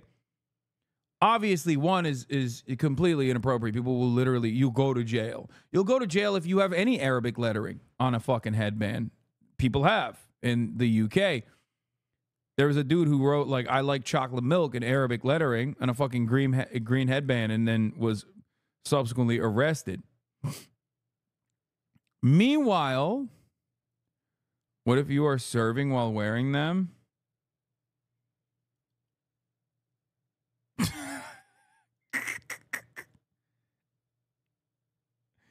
Bro, there is no way. Yo, she is my fave, dude. Okay, listen.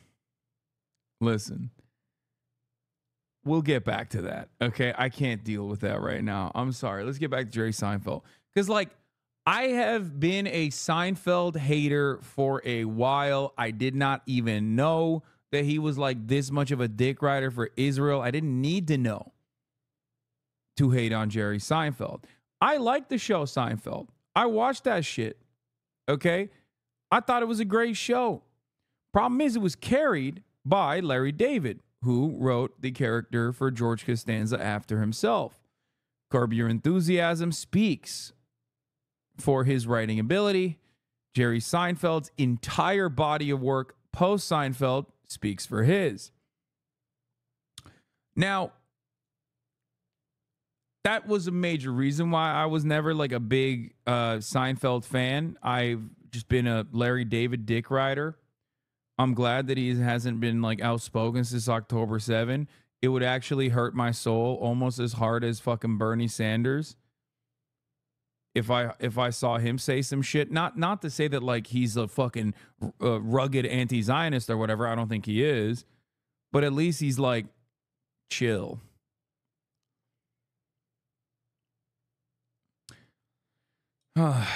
Now, Cheryl Hines married the guy with the brainworms. I know. Julia Louis-Dreyfus as well. The GOAT. Love her. She's incredible. She also carried Seinfeld. You're absolutely correct. Anybody says they love Jerry doesn't know they just love Larry. Yeah.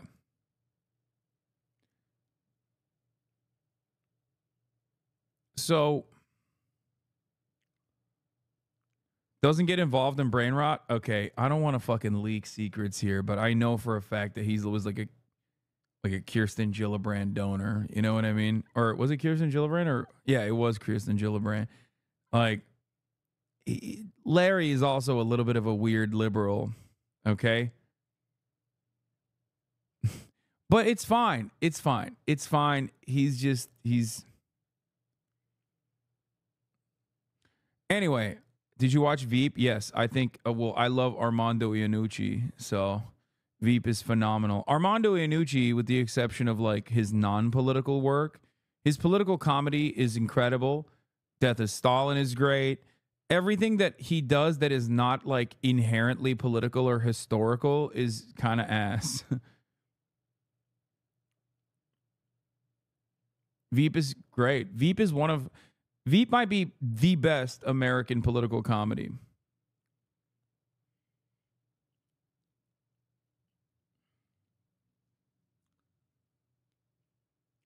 Anyway, that is all to say there's nothing wrong with a 38-year-old dating a 17-year-old. It is legal. No, it's not. Pretty sure. Wait. No, it's not. Romeo and Juliet laws don't apply to a 38-year-old, dog. What the fuck are you talking about? Depending on the state, I guess. But even then, not usually. Drake riders in the chat. Anyway, where was I? Like I said, I got all the smoke for Jerry Seinfeld. Age of consent is 16, isn't it? No, bro. What the fuck? Ew, gross. Take a day off.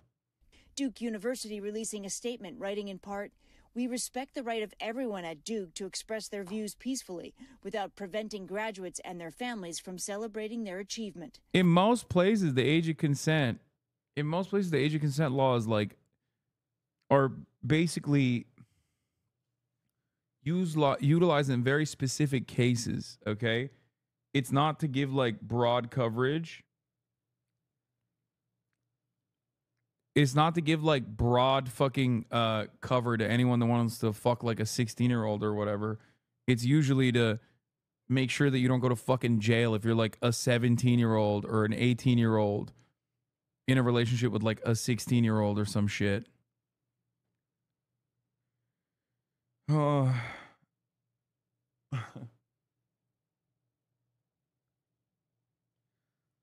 The worst part about dating a 17-year-old is having to help her with her homework.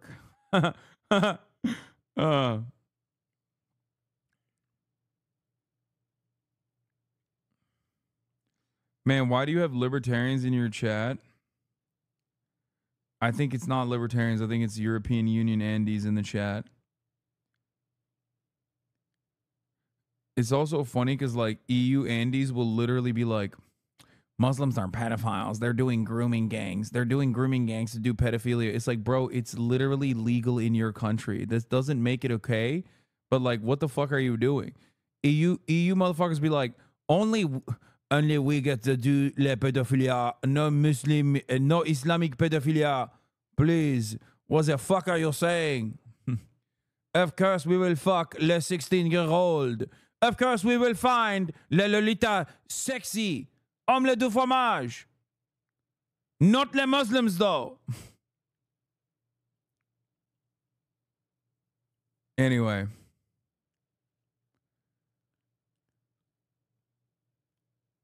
Where were we?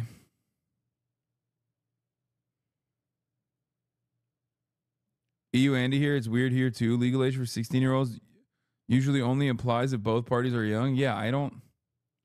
Lolita was first published in France. Lol. I know. I don't know why you're saying EU equals French question mark. Like, do you really want me to pull up the fucking list of EU countries? Like, I think Spain is even worse.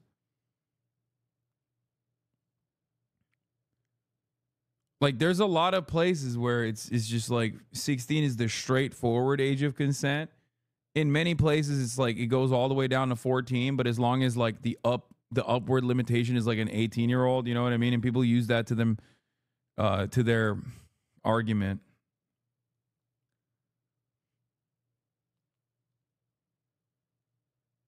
Vatican City is the worst. Yeah, they have no minimum wage, no minimum age, baby.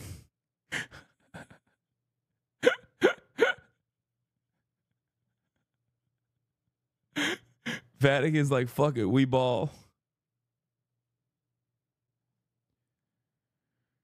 Yeah, legally you can have sex at 12 in Canada as long as it was with a 12 or 13-year-old. Okay, what is happening right now? I don't need to know this information. And it's like one of those pieces of information that like you shouldn't know either, honestly. That's a very weird thing to say. Hey guys, let's not do the thing where we're all flexing our knowledge of age of consent laws, please. Okay, I think we're good. I think we're going to put an end to this conversation. Okay, we should definitely stop talking about this conversation, except for one reason and one reason only. And that is, I saw, what was that big fat guy who was like talking about, like, we are not going to abolish child marriage. Why the fuck would we? Or some shit. What was that? That was like popping on Twitter the other day. I remember seeing it. Republicans, once again, baby, doing the dang thing. Why do you have a chat of French philosophers? Yeah. They're ripe and fertile. Yeah, that's right. Children are ripest and most fertile at the age of 14. Someone has to have the article. Oh, is this the one? No, this isn't the one. This isn't the one. This is yet another one, but it's not the one that I'm thinking of. Oklahoma House rejects bill to restrict marriage involving minors. New Hampshire poll who called teens ripe won't apologize to his haters. New Hampshire Rep Jess Edwards. Okay, remember, New Hampshire, most libertarian goddamn state in America. It is also known as the Arizona of the North, okay, is for good goddamn reason. This is from a couple days ago, okay, May 8th. New Hampshire Representative Jess Edwards stirred outrage with his explanation for why he opposes raising the marriage age to 18. There was another one. Last-ditch push to ban child marriage in Missouri must overcome resistance in the House.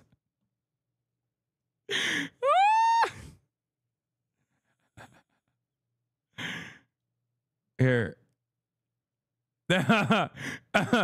Regarding child marriage, Representative Dean Van Schielak of Missouri adds, Why is the government getting involved in people's lives like this?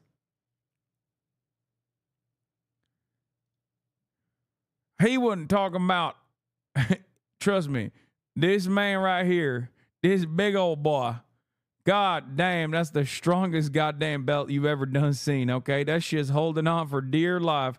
Whoo-wee, that's a big boy. Holy moly. You think he was talking about abortion? Fuck no. Built like a goddamn red heifer over here, okay? Yee. It's on the going 16 to 18, Murphy, who's supposed to Bill said of the opposition. There's just not enough members in that committee that don't think that's a good idea. One of those lawmakers is Representative Dean Van Schrapp, a Savannah Republican and vice chair of the committee. Van Schrapp said in an interview that he knows people who got married as minors, including a woman at roughly age 17. You know that woman was actually 14 and not a woman at all, but a girl, a little girl. Roughly doing the fucking workload of 1,000 over here in this sentence. Roughly.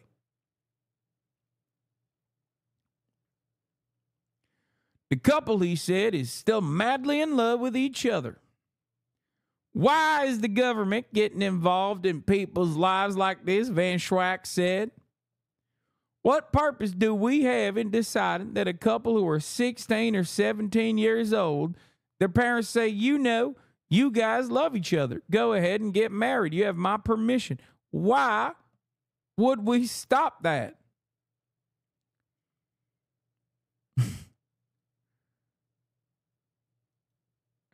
Went looking for a pic of this guy and wasn't disappointed. Oh my God. Oh my stars and garters. That is a big boy. I love him. I love his body. I love him. His body is tea, dude. He's so sick.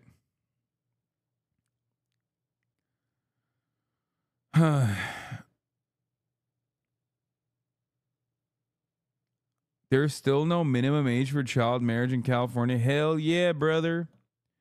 That's what I'm talking about. Greatest state in the fucking nation, California, baby. And we should keep it that way. If you were to look at like child marriages in California in comparison to any red state, I'm sure that like red state's fucking clear by a wide margin, but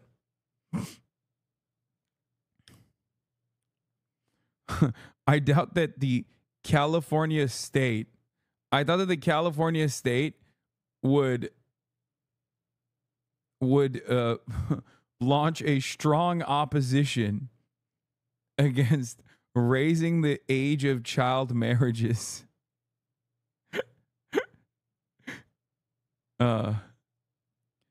Anyway. That man is not pro-life because he believes in the sanctity of life, but because his heart believes he knows a pregnant woman's plight. Oh, God. Okay, let's get back to fucking you right now.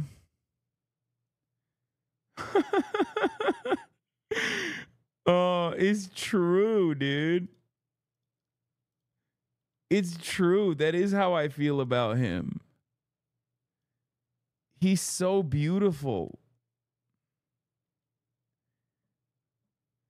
I am in awe. I am in awe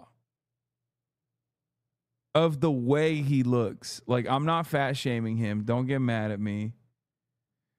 Unchained at last found that the 10 states with the highest rate of child marriage per capita between 2000 and 2018 were number 1, Nevada, number 2, Idaho, number 3, Arkansas, number 4, Kentucky, number 5, Oklahoma, number 6, Wyoming, number 7, Utah, number 8, Alabama, number 9, West Virginia, and number 10, Mississippi. This is one of the only goddamn places where, thank God for Mississippi, don't exist. Yeah, I'm not fat shaming him. I'm actually fat praising him. Thank you. In texts from 2000 and 2014, almost 40,000 children were married. In Florida, 16,400 children, some as young as 13, were married from 2000 to 2017, which is the second highest incident of child marriage after Texas. In Virginia, between 2004 and 2013, nearly 4,500 children were married, according to the Tahiri Justice Center. And God damn it, if I'm not going to fucking keep advocating for the American right for a child to marry a goddamn adult, okay? You understand me?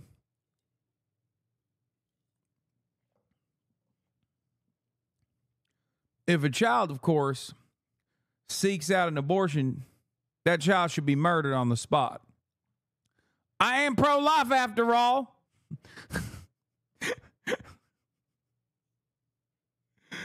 Oh, God, that is like unironically the argument.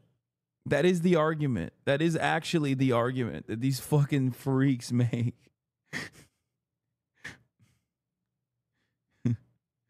You can consent to having sexual relations with me, a 45-year-old adult, as a teenager, but God forbid you consent to a medical intervention in that process. How else am I going to have more new wives? If you go out there, victim of teenage pregnancy, to give birth to another child, who else am I going to marry? You understand me? This is why we must make sure that nobody gets to have an abortion. That way I get to marry more little girls. New Hampshire poll, who called teens rape, won't apologize to his haters. This is what I mean when I say, like, Republicans literally are just going above and beyond with like being evil. Like, they are evil maxing. They're pedo maxing, they're evil maxing. I don't know how else to report on this issue. Like, who the fuck is like, that's right, as a New Hampshire lawmaker, I will not apologize to my haters because they keep hating on the fact that I keep saying teenagers are ripe and fertile.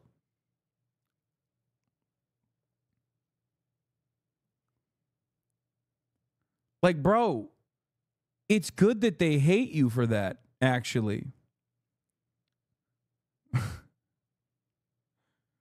Representative Jess Edwards sparked national outcry when he opposed a bill that would raise the age of marriage from 16 to 18, saying on the House floor that outlawing marriage for people of a ripe, fertile age would result in more abortions.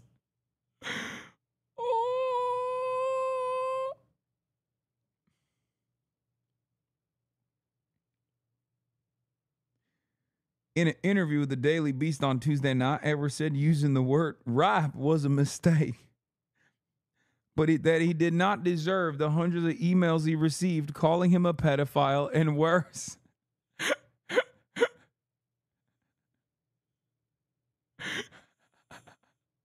I'm the real victim here, folks.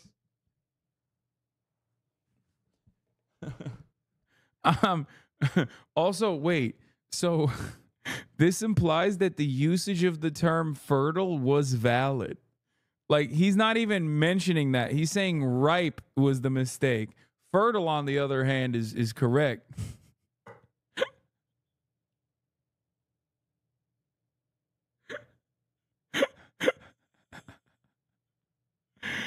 I misspoke. It was an inappropriate word, he said.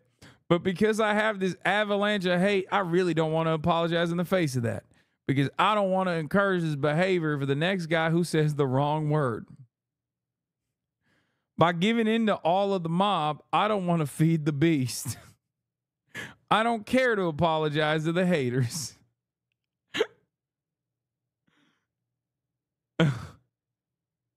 Also, what's worse than being called a pedophile?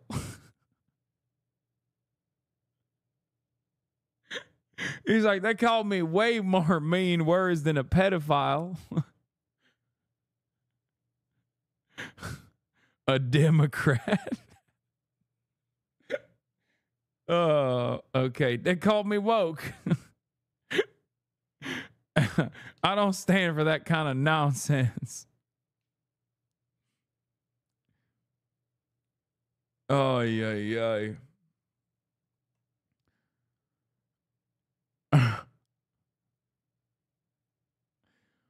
By giving in to all the mob, I don't want to feed the beast. Edwards, a Republican. Oh, no, they called him the C word. Now, that's fucked up. Let me tell you, that is fucked up. They called him the C word. They called him a cracker. Some things you can't fucking come back from. Some things you can't fucking come back from, folks. As you guys know, listen.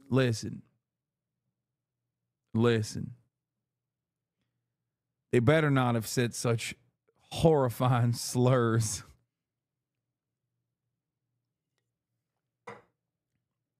As you guys know, I don't stand for anti-white slurs. All the other slurs are fine, just not the anti-white ones, which are worse than the N-word, which is something I like to say all the goddamn time. Why can't I say it? Black people say it all the time. You know what black people shouldn't be able to say, though? Cracker.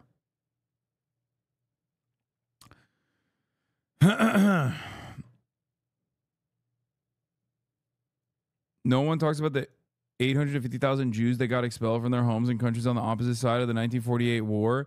It's the same as the Nakba Lamau. Peace out.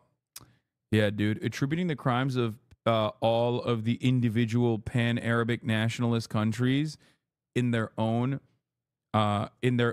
very different circumstances as far as like its mistreatment of Jews and attributing all of those crimes to the Palestinian population is pretty wild. Pretty fucking wild and very stupid.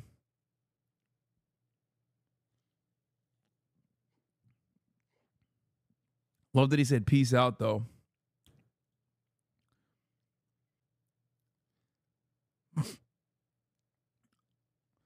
All right.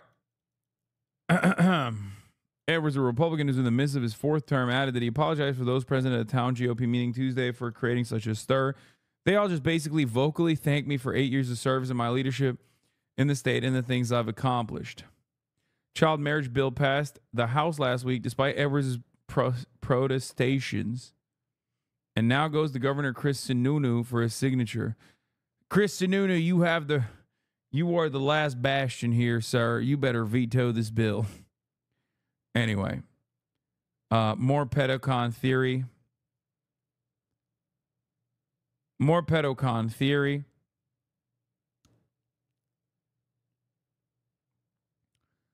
Very cool stuff. Now let's get back to, we sidestepped into the pedocon theory, but there's a pedolib in our midst. That's right. Back to Jerry Jebediah Seinfeld. Okay.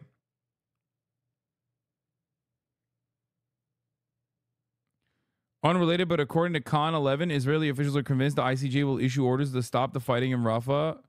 We praying they right? I hope so.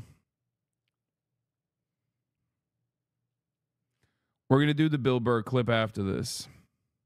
This walkout just one of many nationwide impacting end-of-year campus events. Pro-Palestinian demonstrators blocked entryways ahead of a commencement ceremony for Pomona College. The school had moved the event after protesters set up an encampment on the stage. At UC Berkeley, home of the free speech movement, dozens of students interrupted graduation waving pro-Palestinian flags and banners. This wouldn't be Berkeley without a protest, so I get it. The demonstration later moving behind the main stage where hundreds of others joined in. Dozens of VCU graduates silently walked out during Virginia Governor Glenn Youngkin's speech. 1, 2, 3, 4. Tell Youngkin no more. This comes after police in riot gear arrested 25 protesters at the University of Virginia last week. Shame on you. Shame on you. According to an NBC News tally, nearly 3,000 arrests have been made on campuses nationwide in weeks. That's awesome. That's awesome. How many arrests were done on January 7th? You have to go to this. What is this? Here at the Zionist Organization of American Support for Israel rally concert, feat special guests Alan Dershowitz and Rabbi Shmuley, middle of Times Square, and 0 attendees so far. What? Oh my God, that's from a couple hours ago. An attendee just showed up with the Israel-American flag combo, bringing the total number of people to 1. Bro, Israel is not doing all right. Okay? Like, yes, sure, they deserve this fate. Yes, sure, the Israeli government's actions are horrifying. But like, I can't help but like kind of feel a little bad in a very funny way that the only guys that they're able to put together is basically two perverts in their own right, okay, in very different directions. Bro, these are your fucking homies. These are the people you could put together, dude. God damn. There is perhaps no better representation that so much of the Zionism comes from like Islamophobic resentment and animosity, because there's literally more Zionists at any given fucking pro-Palestinian encampment trying to get in there.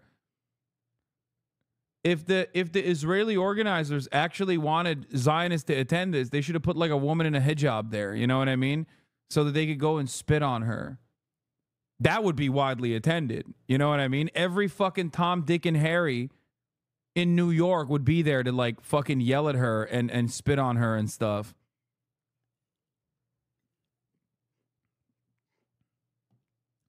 Zionists only care when like there's a gaggle of Muslims and sympathizers of people who are of Islamic origin. They only want to occupy those spaces, okay? They don't give a fuck. They don't give a fuck when it's their own people talking. They're like, yeah, I don't fucking care about Rabbi Shmuley. Get the fuck out of here. Are there children present? Are they protesting Israel? Because I'm there no matter what. Okay?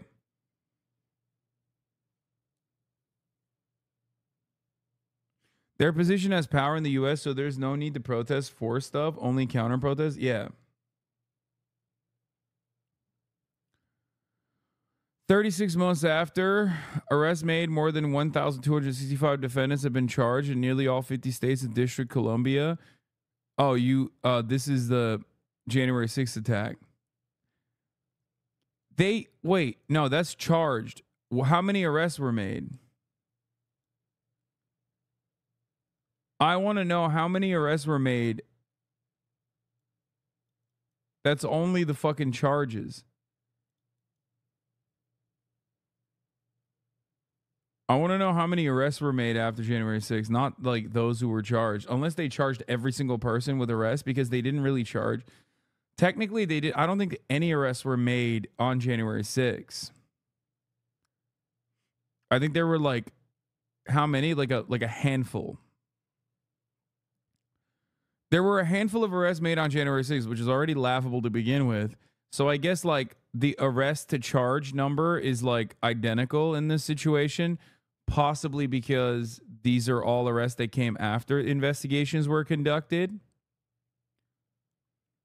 So that's why the arrest / being charged number is identical.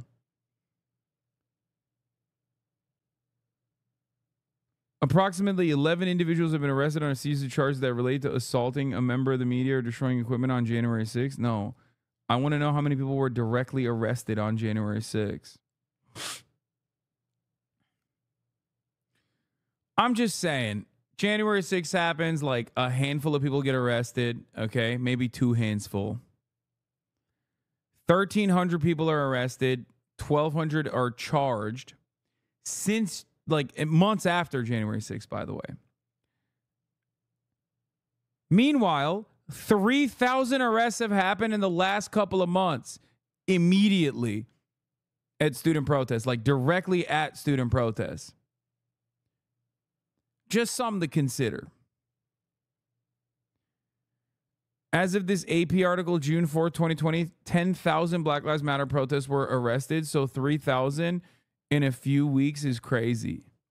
It's not crazy because Obviously, the very same reason as to why all of those fucking HVAC business owners thought that they could get away with like filming themselves breaking into the Capitol is the exact same reason, is because they see this. They recognize this. You protest against the police, you protest against the government, you protest against capitalism, you are going to get violently arrested and apprehended. You actually, if you're right wing and you do that, on the other hand, if you're right wing and you go to the government and you're like, why don't you do more right wing shit, no matter how silly, how laughable, or how violent you are not going to get arrested until the government does make a big stink about it. But think about that. 10,000 arrests during the Black Lives Matter protests. 3,000 so far in 3 weeks. 3,000 arrests at student protests in 3 weeks. 1,300 arrests in the subsequent years after January 6th. Tell me what is more violent. Tell me which cause was just.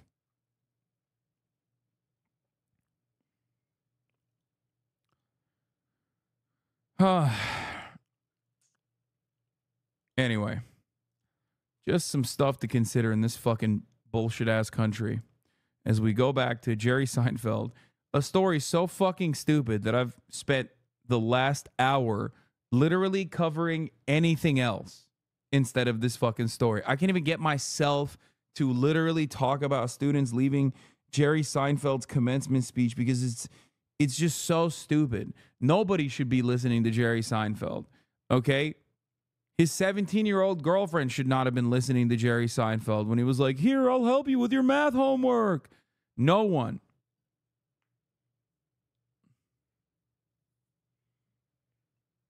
Holy moly.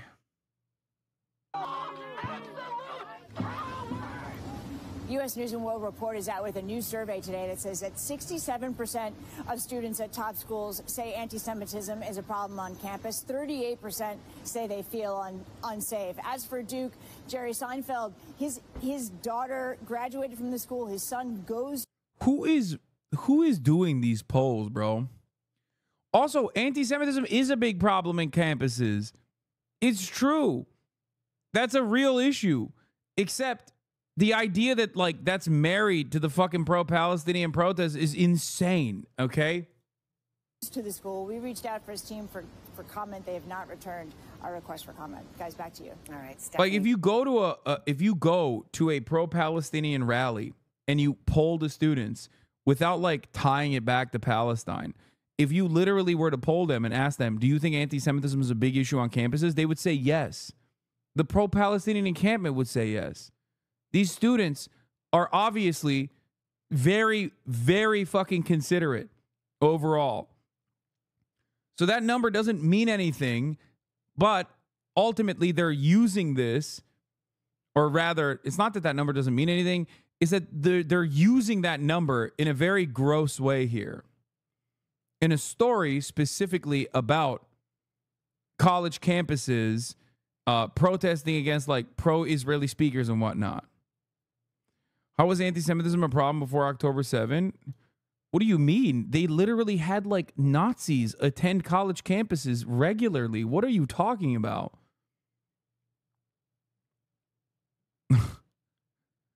Anti-Semitism absolutely was a problem before October 7. Hello, Charlottesville. I don't know if you remember that. Proud Boys, Patriot Prayer type shit everywhere. People like Gavin McInnes going to fucking college campuses and speaking at college campuses. Milo Yiannopoulos.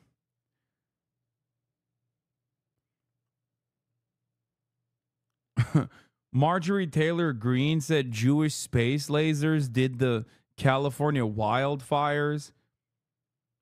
Problem is, like, there's real anti-Semitism, and then there is the only thing that the fucking media... Dude, that Chapo interviewer said it was nowhere to be found. Yeah, no, he was talking about, like, the anti-Semitic incidents post-October 7 that he was looking at, that he was conducting, and he was not able to find what the anti-Semitic incidents were, because the anti-Semitic incidents that they have factored in as anti-Semitic incidents were mentions of Palestine. Not just, like, in a lecture hall, mentioning Palestine was considered anti-Semitic by that university's own standards. The issue is a lot of these universities, if you listen to that interview, a lot of these universities don't actually fucking have like a defined anti-Semitism, which is why he was also saying it's a good thing that his university was actually trying to define what anti-Semitism is, so you can actually adequately present it. Like, this is an anti-Semitic incident. This is clearly defined within the boundaries of the university as like what anti-Semitism is. The problem is when there is no definition for anti-Semitism, people literally fucking turn around and not even just say Free Palestine is anti-Semitic. Mentions of Palestine is considered anti-Semitic. What anti-Semitic incidents have happened on college campuses doesn't exist. You are fucking insane if you think that anti-Semitic incidents don't happen on college campuses. Of course they happen. What you are actually trying to do in this circumstance is probably run a 3-minute ad break at the top of the hour early on, okay? Early on. 55. That's not the worst time to do a bait. And that is the reason why. Yep, see? There you go. I was right. The anti-Semitic incident is the top of the hour ad break. Yes, you are right. If you are a Jewish chatter who does not have $5 or a free subscription in the form of a Twitch Prime, yes, you are about to get hit with an anti-Semitic attack in the form of a 3-minute ad break. Okay, you don't have to ban him. Here, just give him like an hour off or something. That's right. At the top of the hour, there's a 3-minute ad break. I gave him a minute and you gave him an hour. Okay, he deserved an hour off. Here's a 3-minute ad break now. But yeah, that guy was saying that specifically because he wanted to bait me at the top of the hour. But yes, of course, anti-Semitic incidents occur on college campuses. After all, there are young Republicans on college campuses. Where else would we get such wonderful speakers like Milo, the Nazis are quite all right, Yiannopoulos, for example, to come and attend your campus and talk at your campus? You know.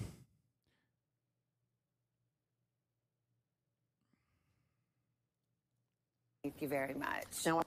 Hey, thanks for watching. Don't miss the Today Show every weekday. Anyway. The pro-Palestinian protests that engulfed college campuses have now found a new stage, the graduation stage. At Duke University Sunday, about 30 students walked out of the commencement ceremony as comedian Jerry Seinfeld was being introduced. Seinfeld has supported Israel throughout the war against Hamas in Gaza, and here is some of what he then said in his address. I totally admire the ambitions of your generation to create a more just and inclusive society. I think it is also wonderful that you care so much about not hurting other people's feelings in the 1,000,001 ways we all do that every second of every day. It's lovely to want to fix those things. That is far from the only protest to hit college commencement ceremonies over the weekend. CNN's Nick Valencia joins us now. What all happened, Nick? Yeah, hey, Kate, good morning. Commencement season is upon us, and these pro-Palestinian demonstrators are choosing to voice their opposition to the war in Gaza in a variety of ways, some continuing to call for a ceasefire. And over the weekend, we saw that at commencement ceremonies across the country, really. Some chanted, others held signs, some draped themselves in Palestinian flags, calling for their schools to divest from Israel. But for the most part, these ceremonies went on without a hitch. In Southern California, though, there was a brief interruption. According to the New York Times, at least one person was arrested over a skirmish outside of Pomona College's graduation. They had to move their graduation 30 miles away from their campus. And at Duke University, we saw what happened there in the intro. Comedian Jerry Seinfeld, who's been a very vocal supporter of Israel since the Hamas terrorist attack on October 7th, he was protested by a few dozen pro-Palestinian demonstrators who chose to walk out and have their own commencement ceremony. Across the country in California, at UC Berkeley, the dean of students had to take the microphone. There was a pause in ceremony there. And listen to what the dean of students Did you see someone committed suicide during that OSU Bitcoin speech? Wait, what? I didn't even get to cover the OSU Bitcoin speech, which was really funny, but now it's fucking sad. I did not know that that happened.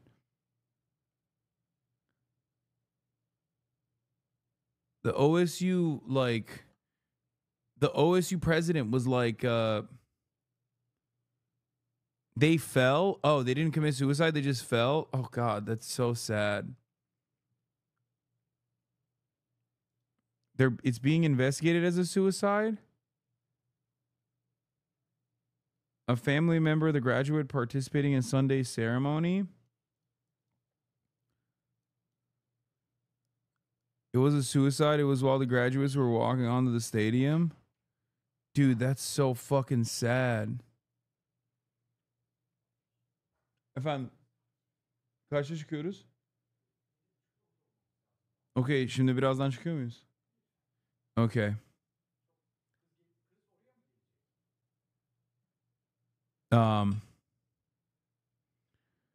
Well, okay, I'm not going to cover this any further. Okay.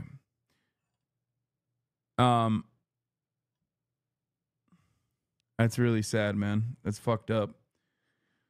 Okay, I'm done with this fucking Jerry Seinfeld bullshit. All right, let's talk about Bill Maher. I kind of want to save it for tomorrow almost because there's like really juicy bits in there apparently. Maybe give it a whole watch over the entire thing. Bro, nod or smoke time. It's fine if they destroyed Gaza City block while mentioning the Hamas attack on October 7th. Okay, they were doing propaganda. You are so hyper fixated on this, okay? Bill Burr, my goat, went on Bill Maher, not my goat, smug, annoying asshole Bill Maher's show. Nah, you got 2 hours until gaming time? No, I don't. I'm going to go to dinner with my family. This is what he had to say. That's where Harvard is. For a guy like you, I know that. That's got to be the Taj Mahal. I love that I bugs hate you. Harvard. Are you kidding? Have you heard what's going on college campuses these days? I don't watch the news. You don't realize that college campuses erupted with the kids demonstrating for Hamas? They are in with the terrorists. They were for the Palestinians. Well, it's sort of the same cause. Why, are you? Okay, sometimes not saying anything is so much better. Dude, that's such a good response. Oh, just fucking using the dead space to his advantage. Oh my God, what a fucking... You guys know I am the biggest dick rider of Bill Burr. You guys know this. I am going to dick ride him into... I'm going to be blowing bubbles on it for this, okay? Trigger warning. You are going to see some gay sex happening right now. Damn, this guy's good.